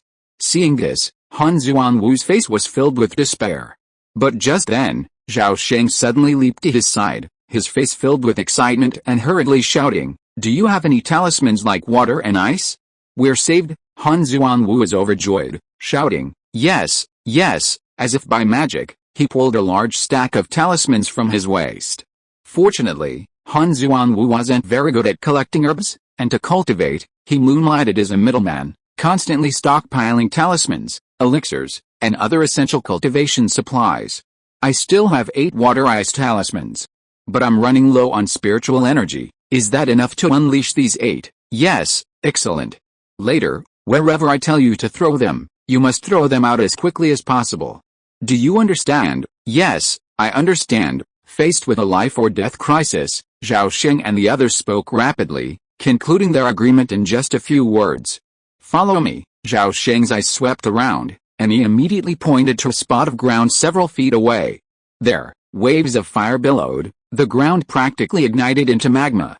Although Han Xuanwu couldn't understand why, he didn't hesitate, immediately channeling his last bit of spiritual energy and unleashing all the water ice talismans. Instantly, 3 or 4 azure water spheres the size of water tanks, 7 or 8 arm-length ice arrows, and dozens or nearly 100 black ice needles slammed into the red-hot ground. Instantly, like ice water poured into boiling magma, a vast, grayish-white mist erupted, filling the area several feet in a flash. The thick fog not only engulfed Zhao Sheng and Han Xuanwu but also obscured Fu Yanqing's vision. The entire process seemed prolonged, but in reality, it took only seconds. With a hiss, the molten ground rapidly cooled and solidified, revealing the grayish-white stone. Suddenly, countless tiny cracks appeared. Ah! I understand. Ignoring Han Xuanwu's exultation, Zhao Sheng immediately drew a 3-foot-thick flexible sword from his waist and infused it with innate true ki. The blade instantly became straight and hard as steel. He twisted the hilt, thrust a tip downward, and thrust it down with force. With a soft snap, the blade was mostly embedded in the stone. Zhao Sheng gripped the hilt and swung it vigorously, slicing horizontally and vertically. In just 2 seconds, the 3-foot-thick stone ground beneath Zhao Sheng's feet was shredded into countless pieces, and the nearby cracks rapidly lengthened and deepened. The next moment, a series of cracking sounds echoed, and the ground within a 2-foot radius suddenly shattered. The ground collapsed instantly, and Zhao Sheng felt his feet go empty. His body, carried along by countless rubble, plummeted into a chasm. Saved, he cried inwardly, a look of ecstasy crossing his face. No, then, a roar of utter despair echoed from above, followed by 7 or 8 giant flaming beasts swooping down from the stone platform, their faces raging with a frenzied determination to fight to the death. The mountain wind howled, and the beasts roared and wailed. A red streak flashed through the night like lightning, instantly crossing a distance of more than 10 feet and slicing through the protective light shield in front of Zhao Sheng. Crack! The shield shattered into countless points of light. The red streak slowed slightly, but still slashed towards Zhao Sheng's head at a speed unseen by ordinary humans. As if sensing the scent of death, Zhao Sheng's pupils shrank to an extreme. The red streak in his sight suddenly slowed by more than 10 times, and the sword became clearly visible, flying towards him at its normal speed through the air. Zhao Sheng's heart, like a mirror, reflected the trajectory of the flying sword. He thrust his right soft sword with all his might, the tip of the sword piercing the tip of the flying sword with uncanny precision. A sharp clash of swords, a 60-year-old innate true energy erupted. Instantly, a tremendous force surged from the sword's blade, sending Zhao Sheng reeling. His body trembled violently, and the soft sword he'd carried for over a decade shattered into pieces. Fortunately, the pale red flying sword was finally knocked away. Thanks to this desperate blow, Zhao Sheng's descent accelerated dramatically. In a matter of seconds, he plummeted into the sea of clouds below, his vision obscured by a thick haze. Only then did Zhao Sheng's mind begin to calm, realizing he'd narrowly escaped. After falling another 2,000 feet, he quickly spread his wings, harnessing the wind to silently merge into the dark night and escape. More than a decade passed in a flash. That day, Zhao Sheng huddled in a tree hollow, his expression utterly tense. He held his breath, daring not to move. The reason for this was that, atop a massive branch a few feet away, a man's arms thick, crouched a massive creature. It was a massive flying beast with a wingspan of several feet. Its crocodile dragon-like head was covered in dense layers of dark red scales, like a thick coat of armor. Its bared fangs were striking, blood staining the gaps between them, evoking a sense of savage ferocity. This beast, called a blood-winged flying lizard, was a demonic bird unique to the shady side of Shiansu Mountain. It was ferocious and aggressive, capable of tearing apart tigers, eagles, dragons, and pythons. Its combat power rivaled that of a Foundation establishment cultivator. Zhao Sheng's small frame was too weak to withstand a single claw from this demonic bird. After a long moment, a fishy smell filled Zhao Sheng's nose, and he could faintly hear movement from the thick fog, as if a massive creature were approaching the tree. The blood-winged flying lizard let out a roar, spread its wings, and swooped down. Its target was a massive mountain ape that had just appeared. However, this ape was as massive as a mountain, possessed 4 arms, and possessed unparalleled divine power. It roared furiously, leaping 30 feet into the air and pouncing on the blood-winged flying lizard, pounding it with its fists. The two ferocious monsters engaged in a fierce battle on the cliff face, sending blood, flesh, and scales flying in a hailstorm. Taking advantage of the fierce battle between the two beasts, who were too distracted to notice their surroundings, Zhao Sheng slipped out of a tree hole and silently escaped into the dense fog beyond. As the saying goes, if you walk too much at night, you'll eventually encounter ghosts. As the pioneer of the wingsuit mode, Zhao Sheng had the misfortune of encountering a sea of clouds while flying yesterday. Sea of clouds turbulence is a common climatic phenomenon in Shansu Mountain. It is extremely dangerous and complex, like a hurricane tornado. Once caught in it, even a foundation establishment cultivator would find it difficult to escape in time. Zhao Sheng, caught in it, lost control of his body, tossing and turning incessantly. The dizziness and vertigo left him dazed, and he lost track of how long he had been flying in the turbulence. Finally, he felt a headache and passed out. When he awoke, he was stunned. It wasn't because he'd nearly fallen from the vines, but because he discovered a thick fog shrouding his surroundings. Zhao Sheng struggled to his feet from the vines and slowly moved to an old tree leaning against a mountain wall, carefully observing his surroundings. Rocks, vegetation, moss, all common sights on Shansu Mountain. As if everything were normal? Chapter 17, Slope Herb Garden. An hour passed quickly, and the thick fog showed no sign of dissipating. Suddenly, a terrifying thought struck Zhao Sheng. He felt as if he had been swept into the garden of death. A cold sweat broke out in his eyes. The sunny side and the shady side of Shansu Mountain are two completely different worlds. The mountain is so high and vast that sunlight never reaches the shady side. As a result, the shady side of Shansu Mountain is perpetually shrouded in thick fog, obscured from view. During the day, the brightness is so low that even at noon, it's impossible to see more than a few feet away. At night, it's pitch dark. Because of this, the shady side of Shansu Mountain contains vast, unexplored expanses of wilderness. This is a paradise for magical herbs, plants, and ferocious beasts, as well as the burial ground of countless herbalists. Unknown and mysterious, extremely dangerous, yet rich in treasures, it holds countless rare and precious resources. Garden of Death is the nickname given to the shady side by countless herbalists, fully expressing their complex feelings of both love and fear for it. Zhao Sheng's location was undoubtedly somewhere uncharted, on the shady side of Shansu Mountain. After escaping danger, Zhao Sheng had unknowingly climbed several hundred feet further up the mountain. The climb was filled with dangers, not to mention the venomous beasts. As the mountain climbed higher, the air grew thinner and the temperature dropped rapidly. Ice formed everywhere on the cliffs, making them slippery. A single slip would send him plummeting into the sea of clouds, his life or death uncertain. He finally found a crevice where he could shelter and rest for a while. The chill here was biting, a distinctly wintry feeling. However, for Zhao Sheng, the most difficult aspect wasn't the cold, but the fear of the unknown. Humans' most useful senses are our eyes and ears, and they provide most of our information about the outside world. A thick, heavy fog obscured Zhao Sheng's eyes and ears, rendering the world a deadly silence. From a distance, he could neither hear nor see anything. Losing sight and hearing, knowing he was in an extremely dangerous place, would instinctively scare most people, and Zhao Sheng was no exception. He knew full well that the nights here were far more bustling and boisterous than the days. The number of demonic beasts roaming the sea of clouds was at least several times greater than on the sunny side of the south. Some enormous creatures, even higher and farther above, swam through the clouds, their occasional glint of overwhelming might enough to make a mortal like him gasp in fear. In truth, Zhao Sheng had already consciously entered a state of fetal breathing, his clairvoyant nose at full power, constantly sniffing out danger in the mist.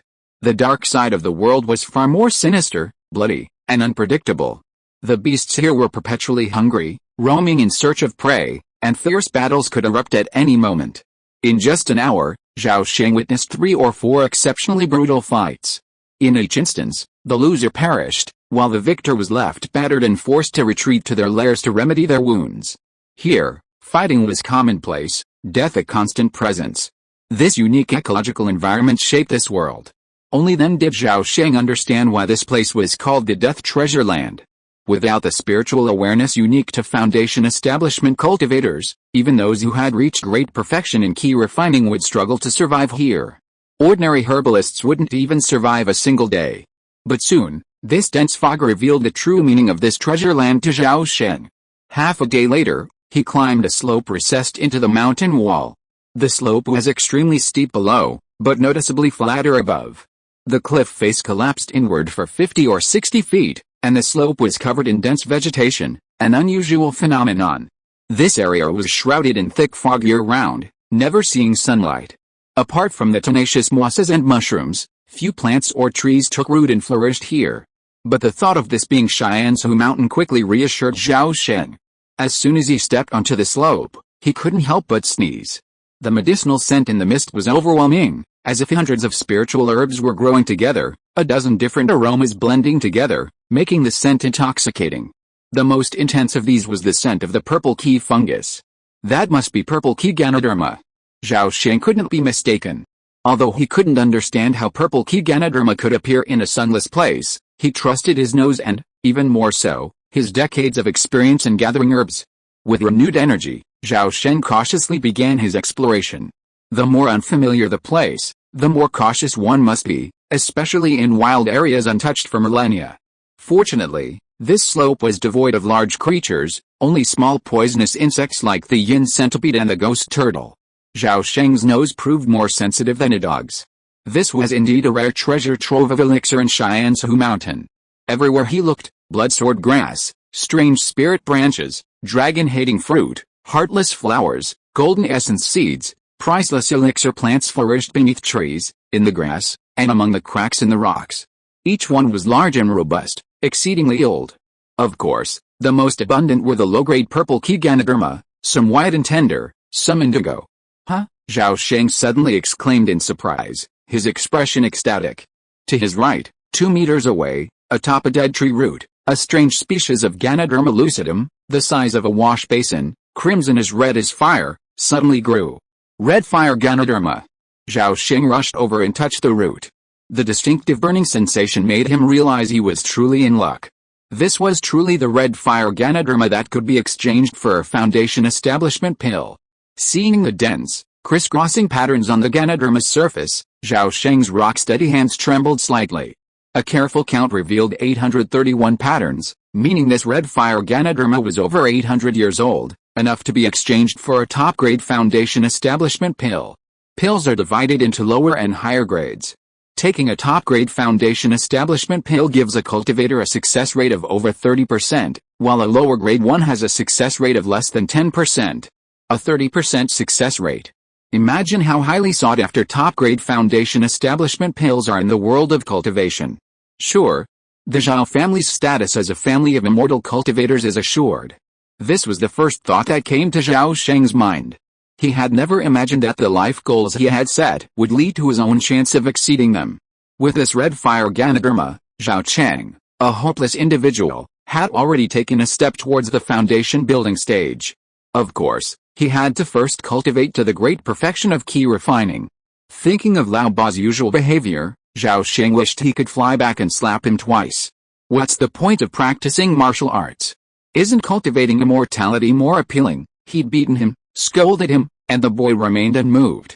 Zhao Sheng suddenly thought of Han Zuanwu. Could it be that he chose Lao Ba because they shared similar personalities? Sometimes, too much happiness can become a burden. Spiritual herbs grew abundantly on this slope, and most were very old. Plants over 100 years old were common, and 3 were over 1,000 years old. One of them was the Millennium Bloodsword Grass, a natural wood element magical instrument that, with a little refinement, could be transformed into a fine spiritual flying sword. There was also a 9-section black jade hoe, a pot of 9-section black jade, that had been refined for 1,200 years, and a 1,000-year-old golden essence seed. Notably, he also discovered a red fire Ganoderma, but it was only 680 years old. Zhao Sheng didn't regret not finding the 1,000-year-old purple key Ganoderma. In fact, no one had ever found purple key Ganoderma on the shady side of Xianzhou Mountain. This is because purple key Ganoderma over 1,000 years old has developed spirituality, with the innate ability to transform into mist when encountering clouds, evade earth when encountering soil, and melt when encountering wood. Chapter 18. Sacred tree roots and medicinal mud.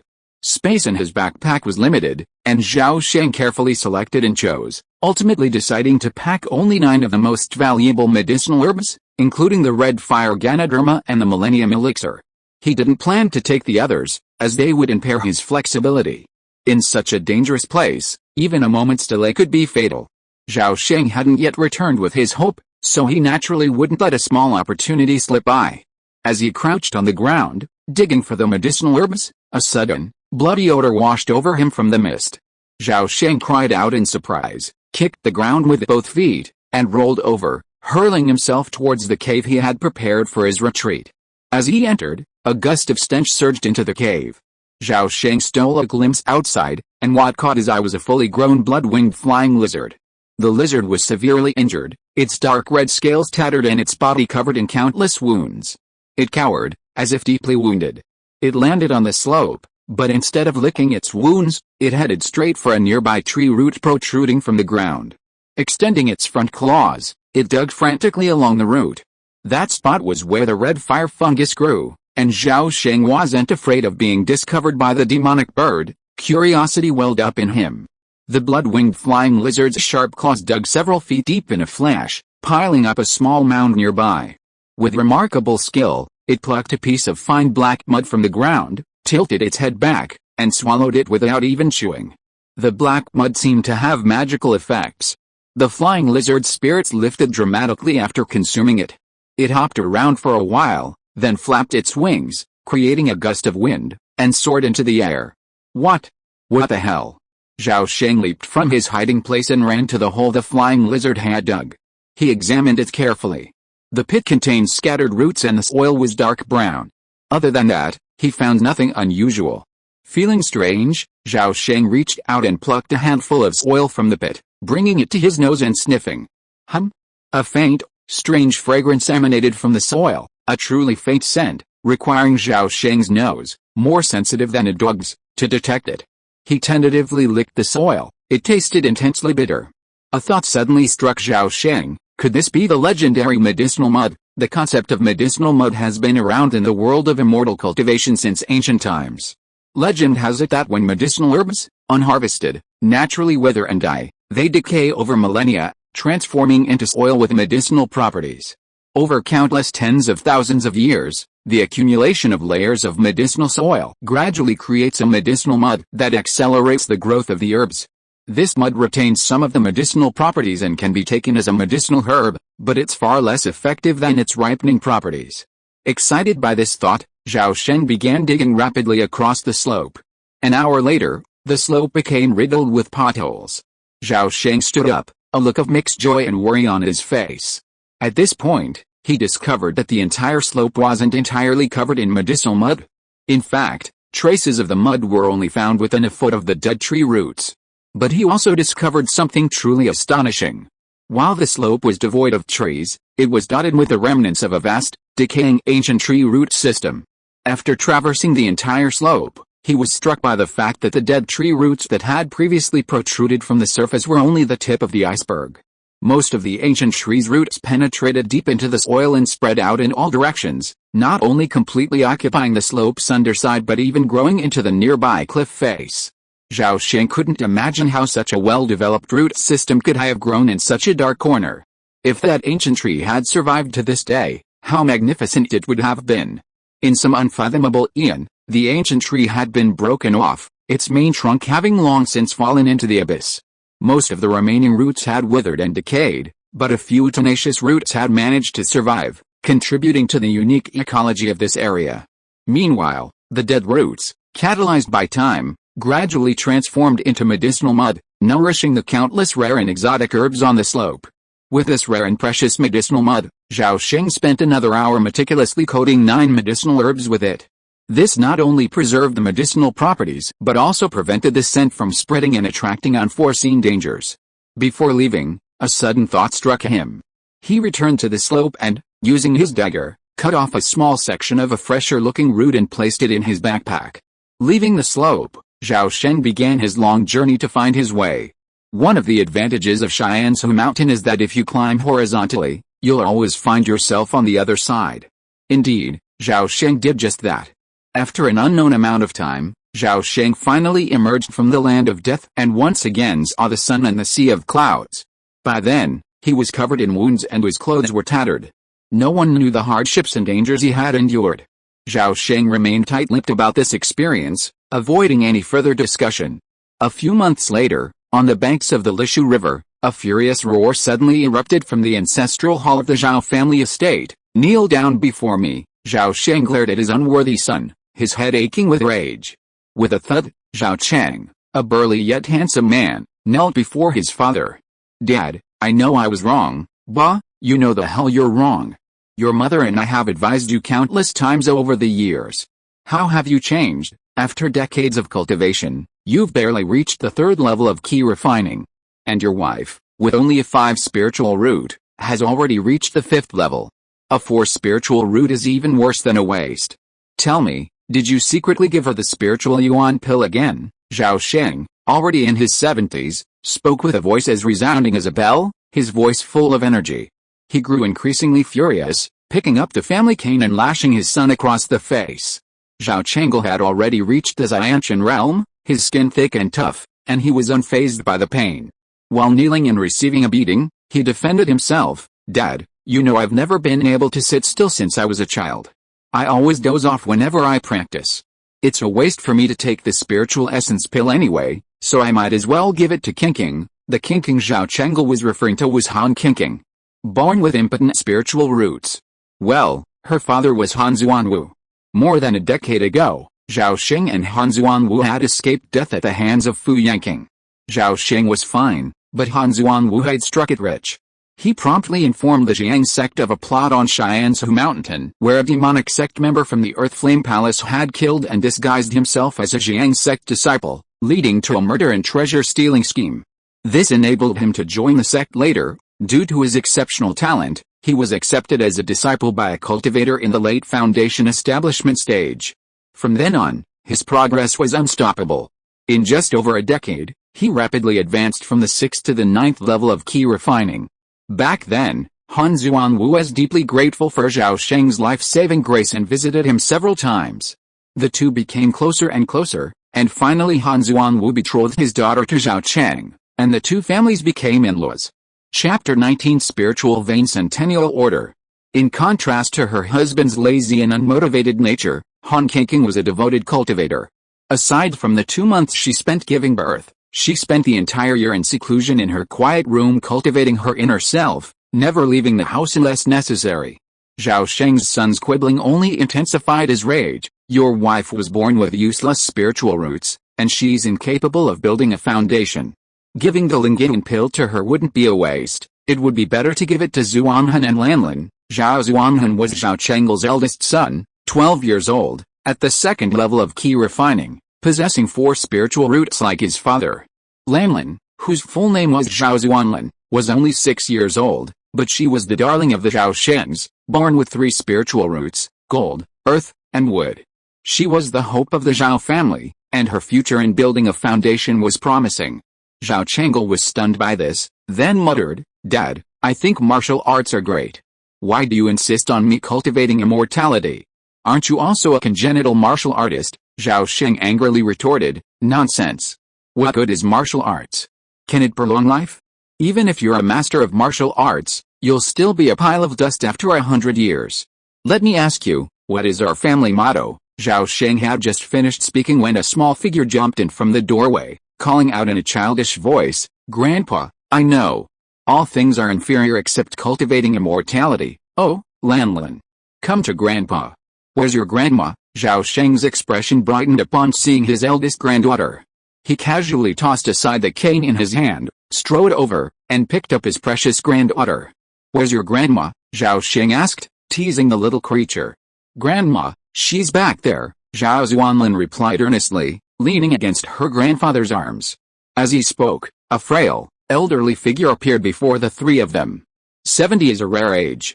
70-year-old Wang Yuqi, no longer the beautiful woman of her youth, had become gray-haired and wrinkled. Seeing her son kneeling on the ground, she immediately complained, "You old man. Old 8 is almost 40, and you keep making him kneel. He doesn't want to cultivate, and even if you force him, it's no use." Zhao Sheng raged, "How foolish. You come from a family of cultivators, too. Don't you know that only cultivators are the most powerful in this world?" "HMPH, Zhao Zikan, are you saying that because you despise my age? I've worked so hard to give birth to 8 children for your family." Seeing she couldn't win over the old man, Wang Yuki suddenly burst into tears. Zhao Sheng, fearing this tactic, quickly apologized and told his son to get out. Wang Yuki was proud that she had her husband under her thumb all his life. She looked at her husband, who looked only 50 years old, with a head of black hair and no wrinkles, and then looked at herself, with her head full of white hair and age. For a moment, Wang Yuki felt a surge of melancholy about aging. However, the sadness quickly faded, her thoughts quickly turning to her granddaughter. A family turmoil had abruptly ended. At this moment, Zhao Sheng, who had just arrived at the ancestral hall, hurried back. "Dad, my father-in-law is here. He's waiting for you in the living room." Zhao Sheng's eyes gleamed at this, and he immediately ordered, "Stay with your mother first. I'll go see your father-in-law." He apologized to Wang Yuki again, then quickly left the ancestral hall and headed for the living room. 2 years ago, the Jiang sect sent Han Zuanwu to Xianzhu Mountain to serve as a special disciple to preside over the trade fair. Zhao Sheng benefited greatly from this experience. You have to know that the position of a special disciple is lucrative.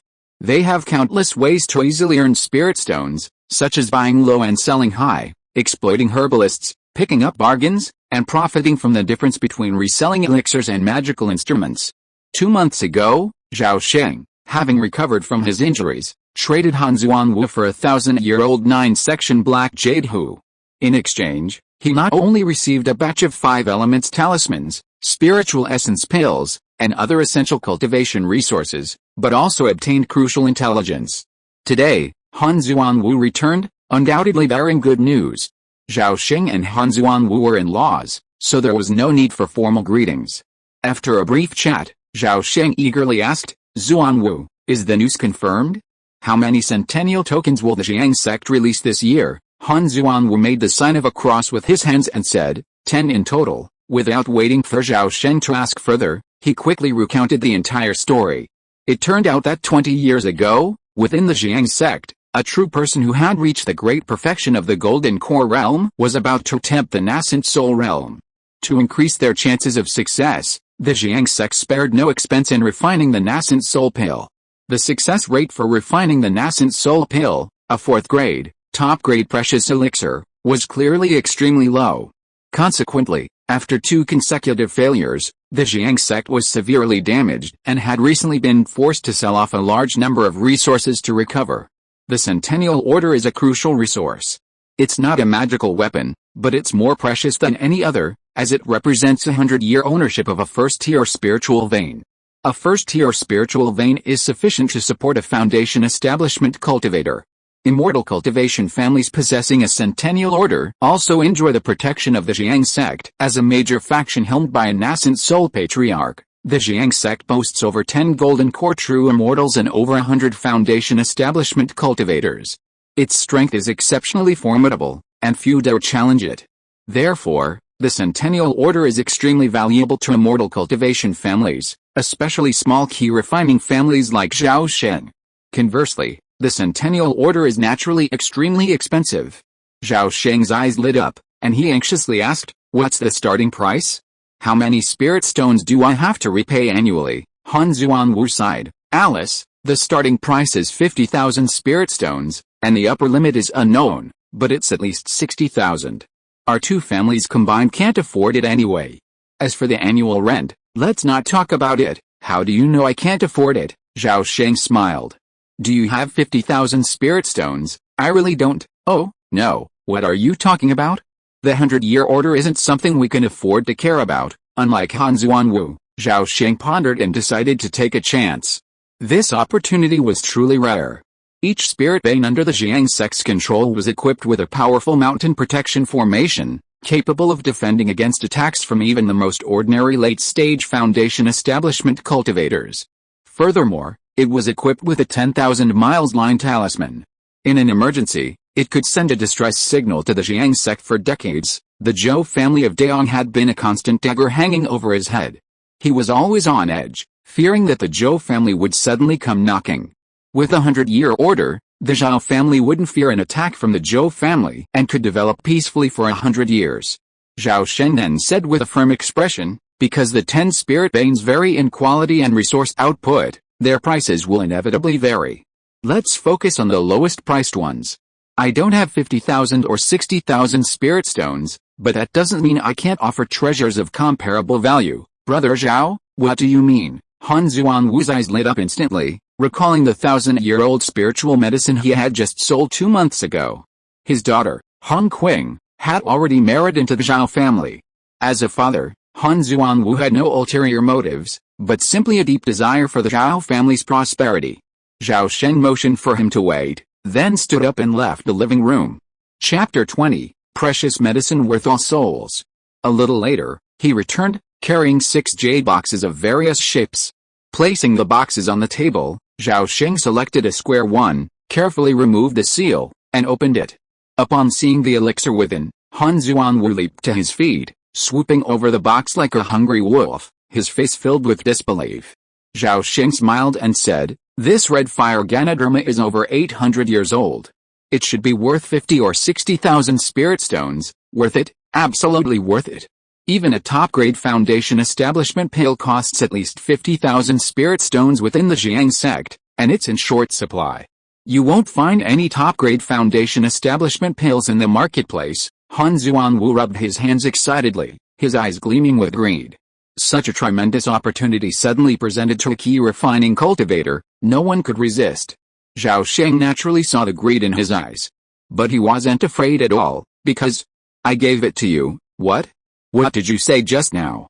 "I didn't hear clearly." Han Zuanwu couldn't believe his ears and asked impatiently. Zhao Sheng's expression was very calm, but his tone was very serious. He said, "I said, I gave it to you, big brother, you can't joke about this." "Really?" Han Zuanwu immediately confirmed. Zhao Sheng smiled and explained, "Of course it's true, but first you have to agree to a small request of mine." Han Zuanwu was overjoyed upon hearing this and quickly patted his chest, saying, "Brother Zhao, just tell me what you want. Don't ask for just one, even 10. Your younger brother, won't object." Zhao Sheng smiled and waved his hand, saying, "You don't have to ask for 10, just one will be enough. I hope that after you establish your foundation, you can look after the Zhao family for a few years, ideally until Zuanhan or Zuanlin establish their foundation." Han Zuanwu burst out laughing at this and couldn't help but point at Zhao Sheng, saying, "Brother, what can I say about you? I see you've lived your life for your family. Zuanhan and Lanlin are my grandchildren too. If I don't take care of them, who else can I take care of?" "I'm relieved to hear that." Zhao Sheng reached out and pushed the red fire Ganoderma towards Han Zuanwu, motioning him to put it away. As Han Zuanwu carefully put the red fire Ganoderma away, Zhao Sheng reached out and opened the other jade boxes one by one. Han Zuanwu was stunned after just one look. Wow! The 1-foot 7-inch long blood sword grass must be at least 1,500 years old. Amberstone orchid, a must-have for refining high-level magic talismans, takes at least 700 years to grow to the size of a palm. In addition, there are 3 special spiritual medicines: the 700-year-old wonderful spirit branch, the 500-year-old dragon disgusting fruit, and the 7-leaf, 7-petal yin-yang flower. Each of these special spiritual medicines costs from a few thousand to tens of thousands of spirit stones. The 1,000-year-old bloodsword grass, in particular, is worth at least tens of thousands of spirit stones. This natural spiritual weapon has irreplaceable growth and affinity. As long as the user continues to infuse the bloodsword grass with their own spiritual power, the bloodsword grass will continue to grow and become more and more powerful. It may even grow into a giant-level magic weapon, or even a lifelong magic weapon. Han Zuanwu's eyes brimmed with envy. And he couldn't help but exclaim, "Brother Zhao, have you struck gold? Haha, after decades of collecting herbs, I've only managed to find this little treasure. For the sake of the centennial token, I finally dug up all my belongings." Zhao Sheng unloaded his pretext, presumably concocted. He didn't intend to reveal the details of the sloped herb garden to anyone. The dark side of Shiansu Mountain was too dangerous. Even Zhao Sheng had to face countless dangers to escape. The descendants of the Zhao family should just focus on cultivating immortality and not gamble their lives. Only, Han Zuanwu felt like spitting in his face. Zhao Sheng was truly shameless.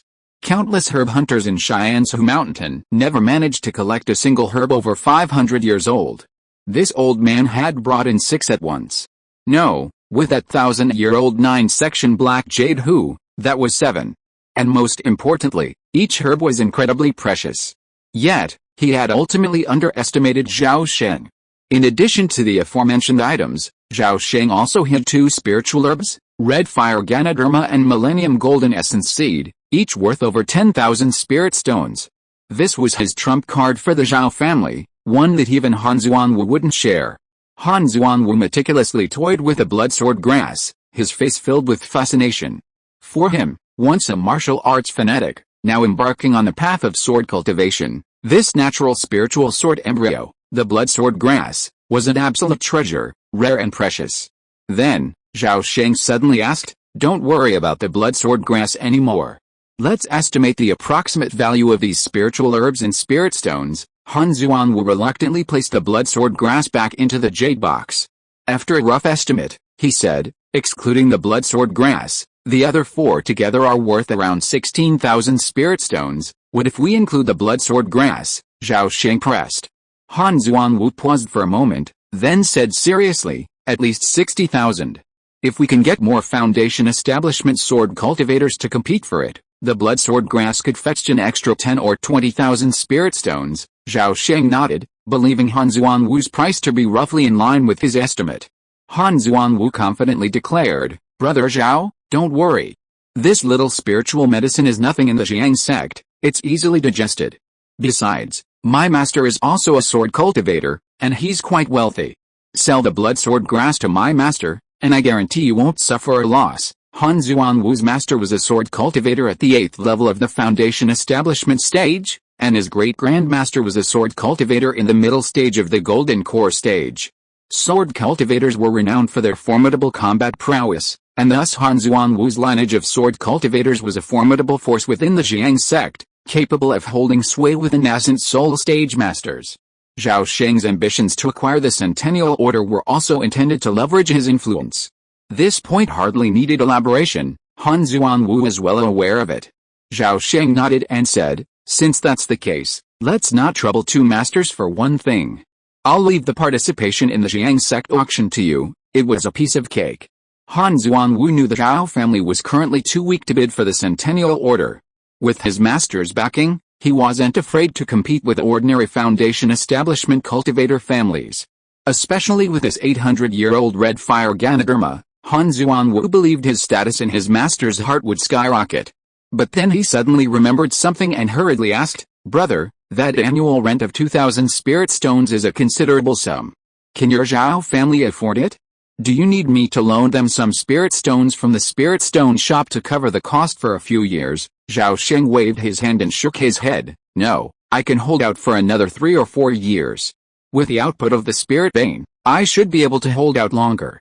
Maybe after bidding for the 100-year order, there will be plenty of spirit stones left." Han Xuanwu mentally estimated and nodded silently. Afterward, the 2 discussed the details and key issues. By the time they finished their business, it was already dark.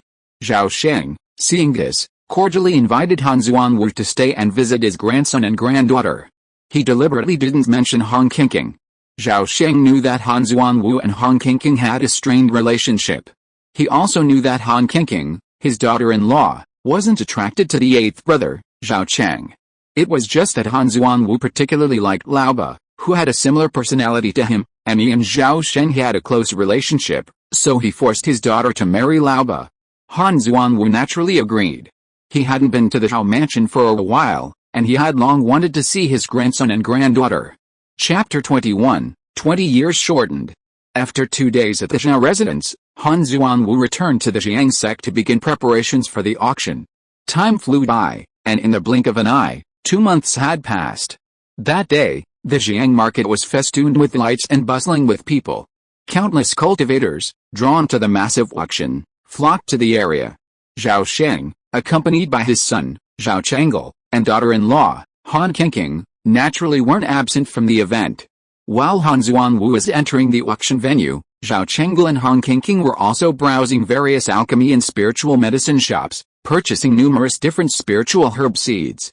Zhao Sheng, Immortal, couldn't come forward, so they had to do the work. Why buy spiritual herb seeds? Of course, Zhao Sheng wanted to take the risk of another trip to the sloped spiritual herb garden.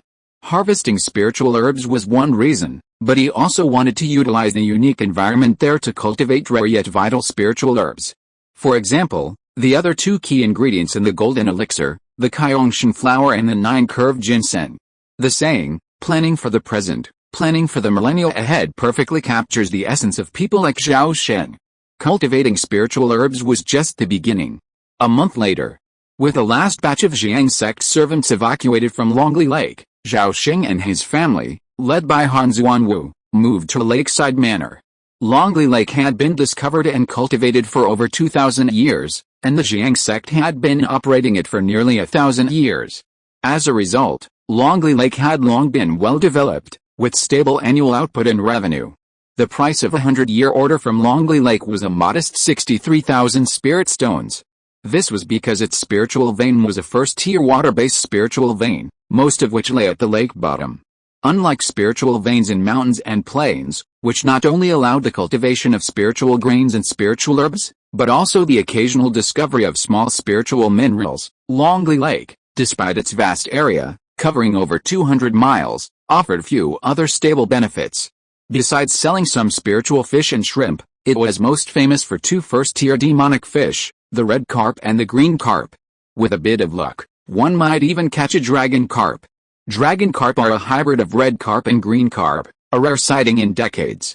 Rumor has it that dragon carp contains a trace of true dragon blood, and consuming it can greatly enhance the potential of dragon-like monsters like Geo and Python. Zhao Sheng didn't hold high hopes for the dragon carp. After all, having won the Centennial Order and found a safe haven for the Zhao family, he was already quite satisfied and wouldn't ask for anything more. Dragon Carp Lake wasn't without its surprises. Zhao Sheng had unexpectedly discovered 8 acres of spiritual fields by the lake. Undoubtedly, someone had secretly cultivated them without the sect's knowledge. Who had given them such courage? Well, Dragon Carp Lake was far from the emperor, and the menial disciples there might be colluding. Of course, that wasn't Zhao Sheng's concern. While the 8 acres of spiritual fields weren't large, they were more than enough for the Zhao family, which had only 2 or 3 cats. Something surprised Zhao Sheng greatly, since moving to Dragon Carp Lake. The relationship between Zhao Chengel and Han Qingqing had improved dramatically. While the 8th brother, Zhao Chengel, was diligently cultivating the spiritual fields, Han Qingqing unexpectedly became pregnant again. This was a truly joyous occasion. This was true not only for the Zhao family but also for Zhao Sheng. For his 3rd grandson, due in 8 months, Zhao Sheng suddenly became busy and prepared to head into the mountains early. He bought fasting pills, deodorizing powder, protective jade amulets, a semi-magical longbow, armor-piercing arrows, a semi-magical mixed gold soft sword. As each item was purchased, the day finally arrived for Zhao Sheng to head into the mountains. He didn't explain the dangers of his journey to his family, simply saying he was going to Xiansu Mountain to collect herbs. Before finally leaving, Zhao Sheng pulled Zhao Chengel aside and secretly handed his son a brocade pouch. He also told him to open it if he didn't return in half a year. Zhao Chengel, though lazy, was no fool. He quickly discerned the farewell in his father's words. However, no matter how much he tried to persuade him, Zhao Sheng refused to change his mind. Soon, Zhao Sheng resolutely bid farewell to his family and headed for Xiansu Mountain. 3 months later, when Zhao Sheng reappeared at Longli Lake, he had a broken arm and bone-deep wounds etched across his chest and abdomen, as if repeatedly slashed by the claws of some terrifying demon. Zhao Sheng's body was on the verge of collapse, his wounds nearing death.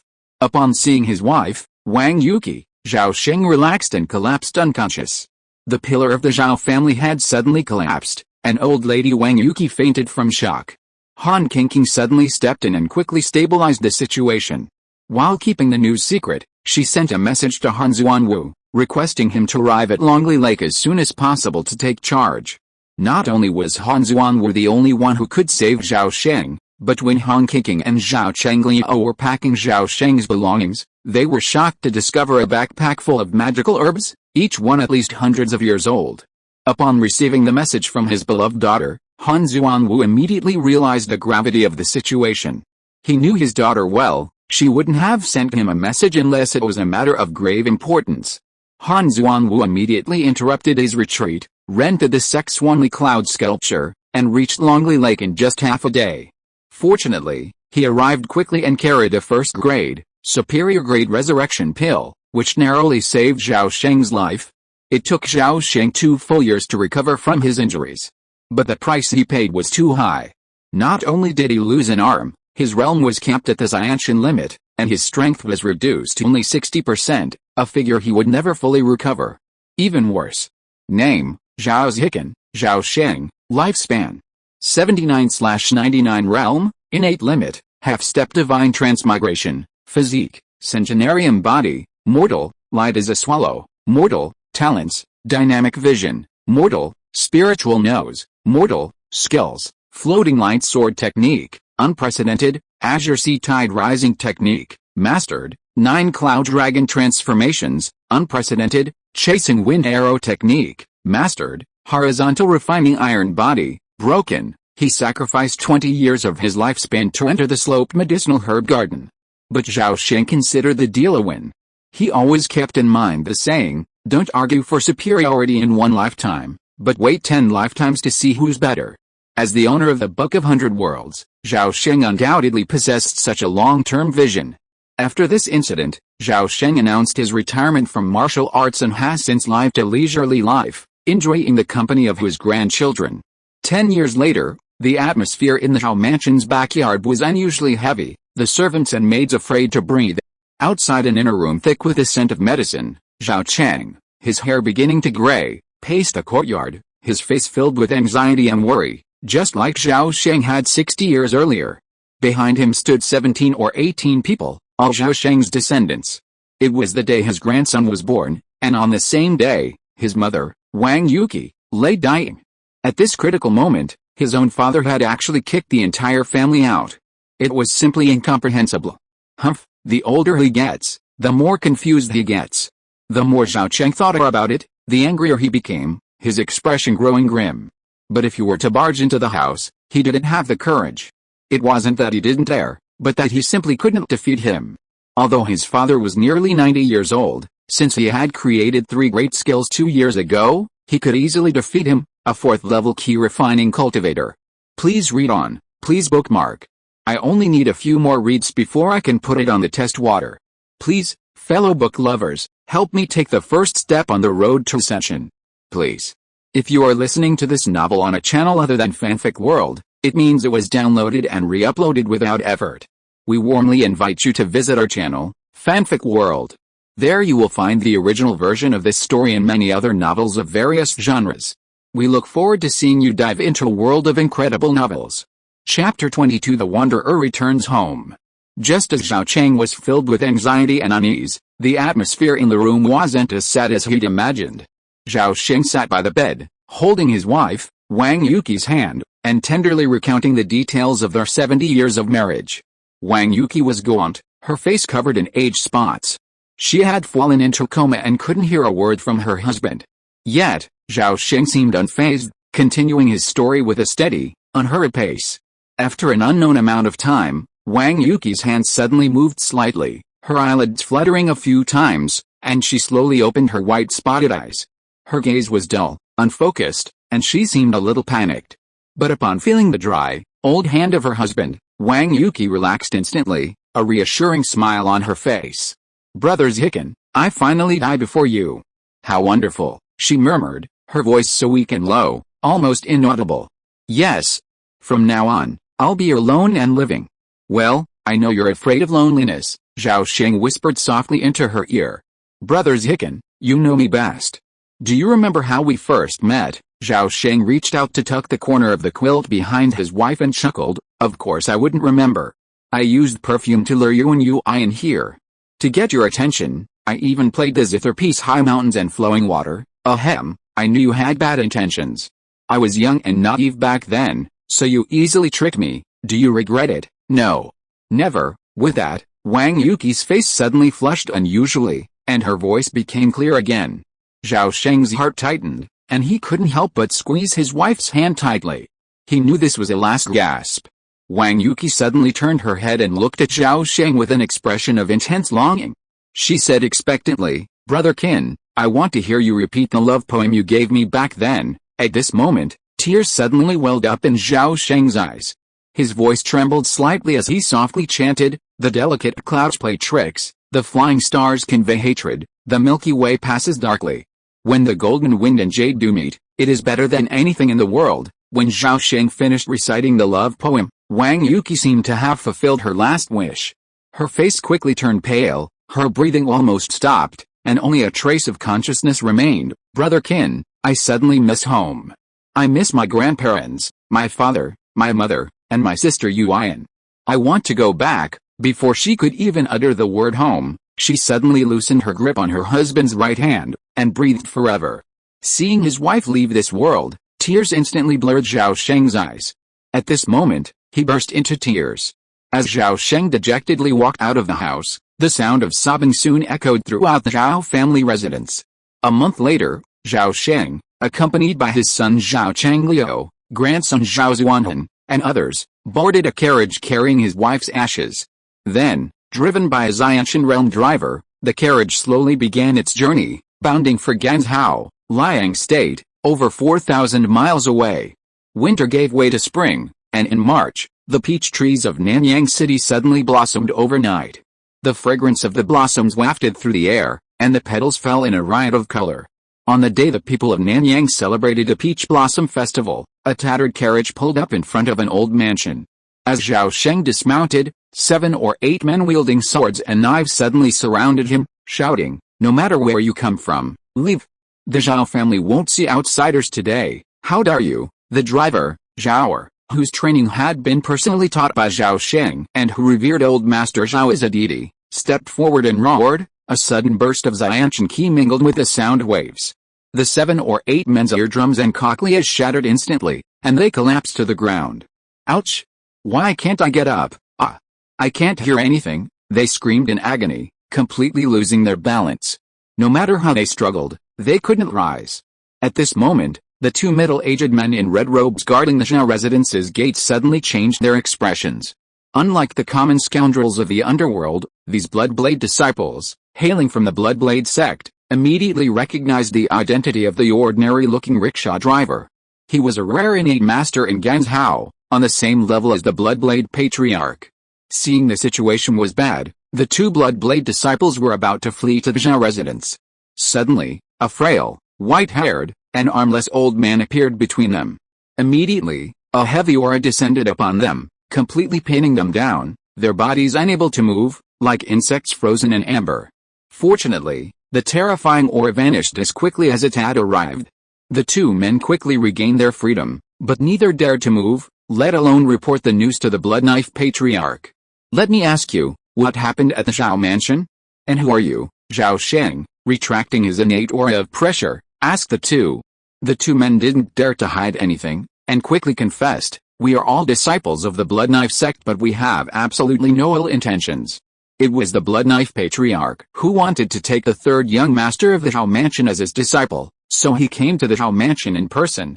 We were simply guarding the gate to prevent outsiders from disturbing us." "Take in a disciple?" Zhao Sheng frowned, thinking, if he truly wanted to take in a disciple, he wouldn't have made such a scene. At that moment, the coachman, Zhao, suddenly approached and said, "Old master, judging by the swordplay, I'm afraid the Bloodknife Patriarch has ill intentions. Do you want me to send him away first?" "No need," Zhao Sheng said, and walked into the ancestral home, which he hadn't returned to in 50 years. Meanwhile, the atmosphere in the Zhao mansion's reception hall was unusually heavy. At the head of the hall sat a ruddy old man with a beautiful beard hanging from his chin. Although he was over 50 years old, his hair was still jet black and his face was wrinkle-free, clearly demonstrating his mastery of health preservation. On the left and right armchairs at the bottom of the hall, the 4 elders of the Zhao family sat on the left, while only 2 sat on the right. At the top was an old man in a bright red robe, with a bald head and a dove-like face. He was exceptionally tall, and his appearance was even more ferocious. This was Chang Meng, the Bloodblade Patriarch, who had dominated the Ganzhou underworld for half a century. Below him sat an old Taoist priest, holding a whisk, with a youthful face and white hair. Behind the 2 men stood a row of Bloodblade disciples dressed in red. Their temples bulged high, and it was obvious at a glance that each of them was a rare first-class master in the martial arts world. Perhaps he was getting impatient, and the Bloodknife Patriarch suddenly asked in a gloomy tone, What have you, the Zhao family, considered? When will you let me meet my precious disciple? After hearing this, the old man with the beautiful beard smiled and said, Ancestor Chang, it is a blessing for my Zhao family that you can accept Jie as your disciple. It's just a coincidence that Jie went to visit his great-aunt 2 days ago and has not returned yet. Otherwise, when he comes back, I will let Jie take the initiative to go to the Blood Knife sect to become a disciple. What do you think? Bullshit. Chapter 23 Why didn't you come back earlier? The Blood Knife patriarch roared with curses. You Zhao family are nothing but flowery tricks. A few days ago, I told you to trick me back with words. Don't try to deceive me again today. Let that brat out, or I'll take action. The bearded old man's expression froze upon hearing this, his brow furrowed. The Blood Knife patriarch was as an ancient grandmaster, unrivaled by anyone in the Zhao family except the third great-uncle. But the third great-uncle was already 95, and it was unclear if he could be a match for the Blood Knife patriarch. Should we ask my aunt for help again? But she's never concerned with worldly matters. And Jie is hiding with her. What if, the bearded old man's name was Zhao Zuanai? He was both the current patriarch of the Zhao family and Zhao Yuji's biological father. Just as Zhao Zuanai was in a dilemma, a frail, elderly figure, leaning on a jade crutch, staggered out of the back hall and appeared before the crowd. Haha, I was wondering who could have made such a big noise. It turns out it's you, Chang Zudao. No wonder, Chang Mang, upon seeing the newcomer, immediately became more cautious. Though he subdued his arrogance a bit, he still taunted, Old Zhao, you're still alive? But seeing how out of breath you are, I doubt you can even draw your sword. The old man smiled unconcernedly, patted his cane, and said, Young Master Eugene died long ago, and now only old Gugwei is left. But I'm tired of living anyway. Do you want me to take you with me? Upon hearing this, Chang Meng's eyes narrowed, and he sat up straight, staring at Zhao Haijing cautiously. Though he was in his prime and the other had long since aged beyond recognition, no one dared to underestimate the desperate attack of his ancient martial master, even if he was on his last breath. You old fool, how dare you threaten me? Chang Meng, after sizing Zhao Haijing up, suddenly spoke fiercely. How could that be? I'm just afraid of being lonely on the road. I'd like to find someone I like to keep me company, Zhao Haijing explained slowly. At this moment, the old Taoist priest with a youthful face and white hair suddenly spoke. Master Zhao, you've misunderstood. Brother Chang actually means no harm. I simply saw that your third young master is incredibly talented and a good candidate for martial arts training. Intrigued by the prospect, I came to your house and offered to take him in as my disciple. Take him in? I'm afraid he's walking into a tiger's mouth. Zhao Haijing sneered inwardly, wondering, why are these two so obsessed with Yuji? Could it be that the news of Yuji's spiritual roots has been leaked? Family matters matter to family. Despite his constant talk of taking everyone with him to death, he couldn't actually do it. 2 years ago, his power was broken, and his innate true energy was completely dissipated. But as the saying goes, the old tiger can't be defeated. Zhao Haijing remained calm and unhesitatingly shook his head, declining. The Zhao family appreciates your kindness, but our Zhao family has a rich heritage.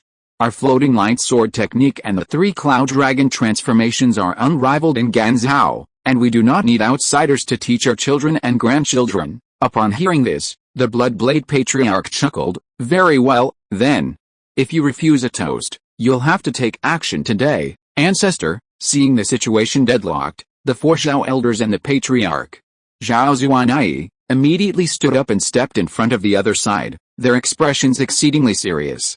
The Bloodblade disciples, undeterred, quickly drew their swords, awaiting the ancestor's command to annihilate the Zhao family. A fierce fight seemed inevitable when an elderly voice rang from outside the door. Who just now said they wanted to attack our Zhao family? As he spoke, Zhao Sheng, clutching the urn, slowly entered the reception hall, followed closely by the coachman, Zhao. Seeing the approaching figure was an old man with a broken arm, the Bloodblade Patriarch taunted him. Where did this old cripple come from? How dare you challenge me? Disciples, charge. Kill without mercy. Yes, old Patriarch. The Bloodblade disciples roared in agreement, knowing their ancestor was going to kill to establish his authority. Immediately, a group of red-robed disciples, swords drawn upside down, rushed towards Zhao Sheng. Be careful, the Zhao family elders shouted, ready to offer assistance. Just then, Zhao Sheng glanced at the rickshaw driver, Zhao. Before he could finish his words, the rickshaw driver, Zhao, suddenly fell into the blood-robed crowd. A stream of emerald innate key swords burst forth from his palms. None of the Bloodblade disciples could withstand the terrifying blows, their heads and bodies severed, falling into pools of blood. Innate Grandmaster, the Jade Sea Tide Rising technique, Chang Meng and Zhao Zuanai cried out almost simultaneously. At this moment, Bloodblade Patriarch Chang Meng's mouth felt bitter, as if he had just eaten a bitter melon. He was filled with shock. Who the hell is this man? How could a mere follower be as an ancient martial master? Zhao Haijing carefully examined the armless elder a few steps away. He felt a sense of familiarity, as if he had seen him somewhere before. Zhao Sheng, looking back, couldn't help but sigh. Third brother, it's been so long since we last met. You've aged. Ninth brother? You're the ninth master, Zhao Zikan? How could that be? Zhao Haijing couldn't believe his eyes. The ninth master, Zhao Zikan, had been missing for 50 years. He had never imagined they would meet again. Zhao Sheng said with emotion, Third brother, I'm Zhao Zikan. I'm truly back. Upon learning the identity of the newcomer, Zhao Zuanai's entire body trembled, a complex expression crossing his face. Is this the grandfather Dad always talked about? The other four elders were shocked to hear the newcomer claim to be the legendary Zhao Zikan, the third ancient master of the Zhao family. Wasn't he already dead, as rumored? The Zhao family elders were now bewildered, unable to grasp the truth. Old Nine, where have you been all these years? Why didn't you come back a few years earlier? They're all dead, all the elders and brothers. Even the younger generations like Cheng Gong and Cheng Li are gone. Now I'm the only one left, barely surviving. Why didn't you come back sooner? At the end, Zhao Haijing couldn't help but burst into tears, his face filled with sorrow and desolation. Zhao Sheng's whole body trembled. He had just heard the name he least wanted to hear. Cheng Gong. His eldest son had passed away. So he had finally chosen to return to the Zhao family. To see a young man die before his father. There's no greater suffering in the world. But even more painful was that when his son died, not only did his father not get to see him for the last time, he didn't even know when he would die. Zhao Sheng was definitely not a good father. He had personally put his 7 children on carriages, only to watch helplessly as they sailed off to an unknown destination. At that moment, Zhao Sheng's heart was suddenly filled with bitterness. He had thought he was rational, but he was wrong. At this moment, the Blood Knife Patriarch suddenly stood up and said cautiously, Well, I have something else to do, so I'll take my leave first, noisy. Zhao Sheng was suddenly interrupted by Chang Meng, and a nameless anger suddenly arose in his heart. Chapter 24 50 Years of Ups and Downs. Without a noise, Zhao Sheng's clothes suddenly fluttered without a breeze, and the powerful aura of a supremely skilled warrior erupted, instantly flooding the entire reception hall like a surging sea. At that moment, the air seemed to freeze. The Bloodblade Patriarch, bearing the brunt of the attack, suddenly had his eyes bulging outwards, his vision filled with blood and an immense killing intent. For a moment, he felt his hands and feet become cold and stiff, a chill seeping down his neck, and he seemed to smell blood. The next moment, Chang Meng felt a sudden dizziness. His sight suddenly rose a great deal, but quickly fell back down, and finally, he saw a headless corpse clad in a crimson robe. Looks familiar, who is it? It seems to be. The next moment, he suddenly fell into endless darkness, but with only the last bit of consciousness left, Chang Meng suddenly remembered, it seems to be me. However, in the eyes of everyone, they only saw that as the word noisy came out, the head of the Blood Knife ancestor suddenly fell off his neck without any warning. But there were also people who saw the whole process of Zhao Sheng's move. This person was the old Taoist priest on Chang Meng's side. He saw with his own eyes that an incredibly fast blue light flew out from the drooping cuffs of the old man with a broken arm, and instantly crossed the neck of the Blood Knife ancestor, as easy as cutting a watermelon with a knife. In addition, he did not sense a trace of spiritual energy fluctuation. However, this makes it even more terrifying. Senior, spare my life. The old Taoist suddenly dropped to his knees, kowtowed repeatedly to Zhao Sheng, begging for mercy. The elders of the Zhao family were overjoyed to see the Blood Knife Patriarch so easily dispatched, and their gazes toward Zhao Sheng were filled with awe and affection. At this moment, Zhao Sheng quickly calmed down from his anger. His expression was calm, as if he had just done something insignificant. Indeed, it was indeed insignificant. Over the years, Zhao Sheng had slain more than 24 key refining cultivators. A mere Xiantian grandmaster was nothing to be proud of. Zhao Sheng ignored the old Taoist and turned his gaze to Zhao Haijing. Zhao Haijing coughed and said to the old Taoist, "Explain everything clearly, and you can live. If you conceal anything, I will make you suffer a fate worse than death." The old Taoist was overjoyed and immediately revealed the entire story. It turned out that 3 months ago, the Black Ice platform of Liang State had suddenly issued a secret bounty. The mission was to invite Zhao Yuji, the third young master of the Zhao family, to Qingfang City, the capital of Liang State. The Bloodblade Patriarch, Cheng Mengming, is not only a powerful figure in the underworld but also secretly a distinguished guest of the Black Ice platform. He took on this mission eagerly, eager for the lucrative bounty. However, after arriving in Nanyang City, Cheng Meng couldn't find Zhao Yuji, so he sought to find him under the guise of accepting a disciple. So, we simply wish to invite your third young master to Qingfang City. We truly harbor no ill intentions. Senior, please be merciful and spare my life, the old Taoist said, looking eagerly at Zhao Sheng. After Zhao Haijing understood the situation, his expression shifted, as if he were struggling to make a decision. Meanwhile, Zhao Zuanai and the four elders suddenly showed a look of sudden realization. So that's it. It seems that the thief, Duke Dongling, is still vindicated. Our Zhao family has repeatedly refused him. He's even trying to force Yuji into marrying into the family. It's simply unreasonable, an elder said indignantly. Zhao Zuanai, however, wore a wry smile. Duke Dongling was a branch of the Liang family, a branch of the Liang royal family, and a family dedicated to cultivating immortality. Duke Dongling's persistence wasn't simply to find a son-in-law, he was more likely using Jair as a reproductive tool. Unaware of the true circumstances, the clan elders couldn't understand Duke Dongling's madness. It's important to note that the descendants of immortal cultivators don't necessarily possess spiritual roots, they're more likely mortals. The birth rate of spiritual roots declines rapidly with each generation. If 5 consecutive generations are devoid of spiritual roots, it means no future descendants will possess them. The Duke Dongling's family now faced this dire situation. By this time, Zhao Haijing had already made a decision. He ordered, Zhuan Yuang, Zhuan Zin, you two take this man away for a thorough interrogation to see if there are any details we've overlooked. Zhuan Hu and Zhuan Wei, you two lead the men to clean up this place. Yes, third uncle. The 4 Zhao clan elders immediately bowed in agreement.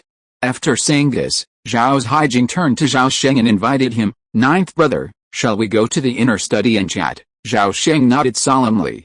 Zhao Haijing then looked at Zhao Zuanai and said, "Zuanai, come along. You've worked so hard these past few years." 2 hours later, Zhao Sheng, recounting the ups and downs of the Zhao family over the years, felt a mixture of sorrow and emotion. Because of their family, the Zhao family had been severely damaged. When Zhao Sheng's family fled, the then head of the family, Zhao Hexing, suddenly murdered everyone who knew about the escape and ordered the clan members to scatter. He ultimately committed suicide, a truly heroic death. Just a day later, the Zhou family tracked them down, but everyone who knew about the escape was already dead. Unable to find any clues, the Zhou family went berserk and slaughtered the Zhao family. By the time the Zhou family left, the 3 branches of the Zhao family, Ren, Li, and Yi, had suffered heavy casualties, and most of their direct descendants had perished. The Zhao family, severely weakened, was forced to shrink its sphere of influence and lie dormant, licking its wounds. It wasn't until 30 years later, when Zhao Haijing ascended to the Xiantian realm, that the Zhao family finally recovered. For decades, of Zhao Sheng's 7 children, only the eldest, Zhao Chenggong, returned to the Zhao family with his wife and children after 10 years. His son was none other than Zhao Zuanai. When Zhao Zuanai knelt and kowtowed before Zhao Sheng was overcome with mixed emotions, a mixture of joy and sorrow. His eldest son, Zhao Chenggong, never returned, having passed away 3 years earlier. Fortunately, however, he was buried in his ancestral land. Meanwhile, Cheng Feng, Cheng Xiao, and the other 6 had been missing for years, and their current existence was unknown. After the grandfather and grandson reunited, Zhao Sheng briefly recounted the events of his family's past decades. He wasn't very specific, and at times, he was deliberately vague. This wasn't a deliberate attempt to conceal details, but rather a desire to protect the Zhao family. Zhao Sheng wasn't sure if the Zhou family had given up on tracking them down. This was one of the reasons Zhao Sheng returned home alone. Before returning, he had already mentally prepared himself for suicide. This was because the concept of time differed between the immortal realm and the mortal world. A Foundation establishment cultivator could live for over 200 years, while a false Dan true person could live for 500. A golden Dan true person, comparable to Peng Zhu, could live for 800 years. Therefore, in the minds of immortal families, 100 years wasn't considered a long time. Even though Zhao Sheng's description was vague, it was enough for Zhao Haijing and Zhao Zuanai. The magnificent and mysterious world of immortal cultivation, the cultivators who cast talismans, cast spells, and flew, the myriad of unheard of spiritual plants and medicines, and so on, all left the two of them awed, and they became increasingly envious of those immortals who could live for hundreds or even thousands of years.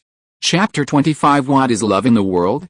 Upon hearing that the Zhao family had established a strong presence in the world of immortal cultivation, boasting 4 key refining cultivators, Zhao Haijing and Zhao Zuanai were filled with excitement.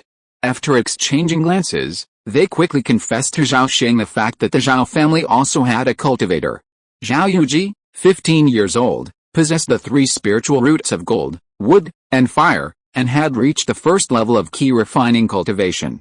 He was Zhao Zuanai's third son and Zhao Sheng's great-grandson. Zhao Sheng was overjoyed at this news. But upon learning another unexpected tidbit, he abruptly stood up and, almost losing his composure, asked, "What did you say? Yuan is still alive? Where is she now?" Zhao Zuanai nodded and said, "Grandpa, my aunt is indeed still alive. She's now secluded in Moling City. You should know the location. And Jia is there too." Upon hearing this, Zhao Sheng's old, gaunt face suddenly lit up, and he said impatiently, "No, I have to go find her now." With a flash of his body, he was at the door in an instant. Old 9, before Zhao Haijing could call out a second time, Zhao Sheng was no longer in the room. Seeing this, Zhao Haijing and Zhao Zuanai exchanged a speechless glance. A day later, Coachman Zhao drove his carriage rapidly into Moling City, finally stopping in front of a small courtyard. Disembarking, Zhao Sheng looked at the plaque marking the entrance, feeling deeply moved and filled with even greater guilt. Back then, he had been so preoccupied with arranging the escape of his family that he had neglected Wang Yuan. He had always believed that she and the Wang family had perished in Fangayan Valley, but he had never imagined she had escaped. As Zhao Sheng slowly recalled the events of that year, the sound of a zither suddenly emanated from within the courtyard walls. The notes were intermittent, like a beginner playing an unfamiliar piece. But as they reached Zhao Sheng's ears, a long-forgotten Guqin melody welled up in his mind.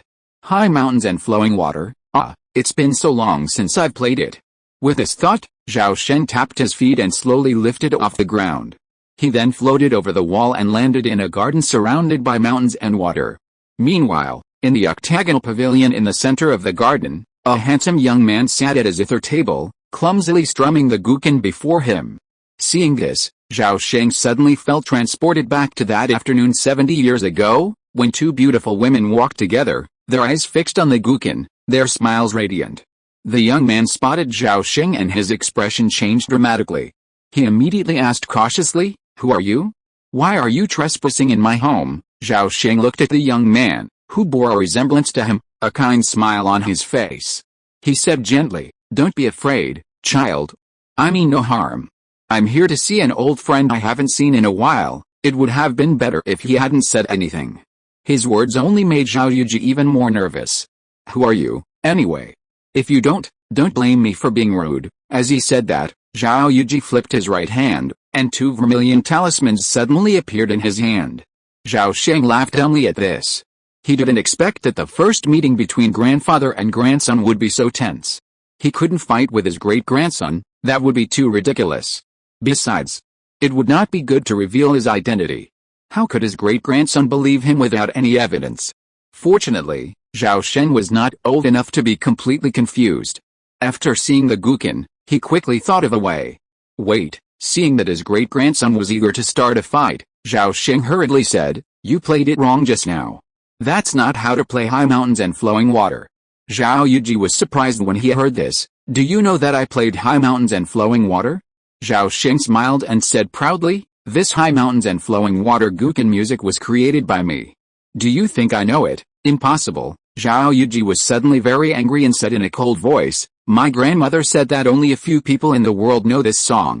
There is no way you can be one of them." Zhao Sheng heard this and smiled slightly cunningly. "Why not? People can lie, but music cannot. Come, let me teach you what it means to find a soulmate among mountains and flowing water." As he spoke, Zhao Sheng stretched out his right hand, bent his 5 fingers and pressed down lightly, and saw 5 strands of purple-blue innate true energy burst out from his fingertips, instantly connecting to the strings 2 meters away. As Zhao Sheng's 5 fingers continued to press and bend in the air, the Guqin strings were constantly plucked by the innate true energy, and beautiful and ethereal music followed, quickly spreading from the garden to the surrounding courtyards. When Zhao Sheng played, the sound of the Guqin was sometimes majestic and natural, with ups and downs like mountains, and sometimes it was gurgling and gentle, like flowing water, with infinite meaning. Hearing this familiar melody, Zhao Yuji suddenly stood there, his heart full of doubts. Who is this old man with a broken arm? Could it be? Clang. However, when it was halfway through playing, the strings suddenly became disordered, making a sharp clanging sound. Everything stopped abruptly. Zhao Sheng's body stiffened, and he slowly turned his head to look at the corner gate of the garden. There was an old woman with a frail body and white hair standing there. 50 years of wind, frost, rain and snow, although the former beauty had been erased by time, Zhao Sheng still recognized the identity of the person at a glance. The two looked at each other for a long time, until Zhao Sheng's excited heart gradually calmed down, and then he said with difficulty, "Yuan, I'm back." Wang Yuan looked at the old man with a broken arm under the octagonal pavilion with extremely complicated feelings.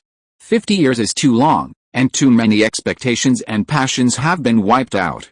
She thought she would be unable to control her emotions, but when the two really met again, Wang Yuan found herself unusually calm, just like a wife who had lived alone for decades suddenly saw her husband who had not returned for a long time, and the feeling was still so familiar.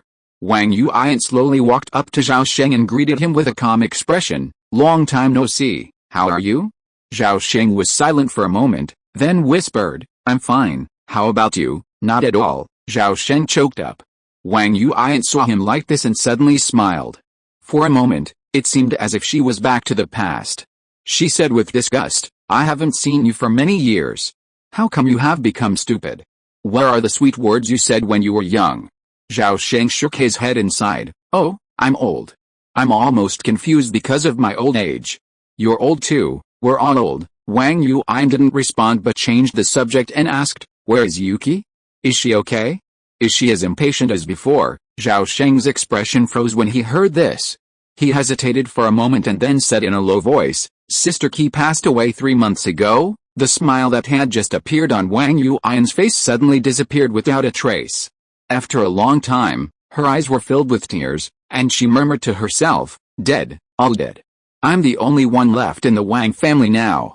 Zhao Sheng quickly comforted her. "You still have me." Wang Yuan shook her head and said coldly, "You are not a member of my Wang family." Zhao Sheng felt a little embarrassed, so he emphasized, "I am the son-in-law of the Wang family, and to be honest, Yuji and many other children and grandchildren also have the blood of the Wang family.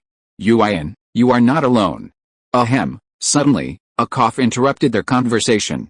Looking to the side, they saw Zhao Yuji standing in the octagonal pavilion with an embarrassed look on his face. 3 days later, a brand new tomb was erected in the northwest corner of the Zhao family ancestral cemetery. Zhao Zuanai and his wife, as well as several great-grandchildren including Zhao Yuji, solemnly bowed 3 times and kowtowed 9 times before Wang Yuki's tombstone. Seeing this scene, Wang Yuan, beside Zhao Sheng, broke down in tears. Perhaps due to the great shock, Wang Yuan suddenly fell ill on the day she returned.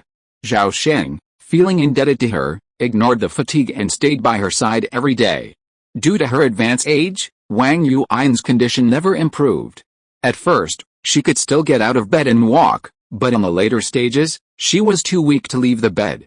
During Wang Yuan's illness, Zhao Sheng cared for her while secretly arranging for Zhao Zuanai, Zhao Yuji, and some other members of the Zhao family to secretly migrate to Longli Lake. The Zhao family had just established itself in Longli Lake, a time of extreme population shortage. Relocating a number of members would quickly strengthen the family's foundation. Zhao Sheng had recognized decades ago that the Zhao Chang'e couple, one lazy, the other a devoted cultivator, were not suited to managing the family. Zhao Zuanyi, the head of the Nanyang branch, was naturally capable. His arrival at Longley Lake would be a perfect opportunity to help Zhao Chengel and his wife manage the household affairs and the ordinary members of the clan. As successive waves of Zhao family members migrated to Longley Lake, time slipped by. 3 years later, the autumn wind blew, and leaves fluttered. A new tombstone was erected next to Wang Yuqi's grave in the Zhao family ancestral cemetery. Zhao Sheng, his hair completely white and his face wrinkled, sat on the stone steps in front of the tombstone, reading the inscriptions in a trance, speechless for a long time. A long time later, the sun set and dusk fell. Zhao Sheng stirred, then sighed deeply. He whispered to the tombstone, "Yuan, I said I'd give you a legitimate status, but you always disagreed. You want me to owe you a lifetime.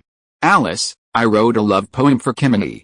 I'll give you one now, too, so you won't accuse me of being unfair when you see her." The autumn wind blew away the fallen leaves on the stone tablet, revealing a few lines of inscription. "Ask the world, what is love, that it suffices to pledge life and death? Flying together, far and wide, their old wings have weathered the cold and heat of summer.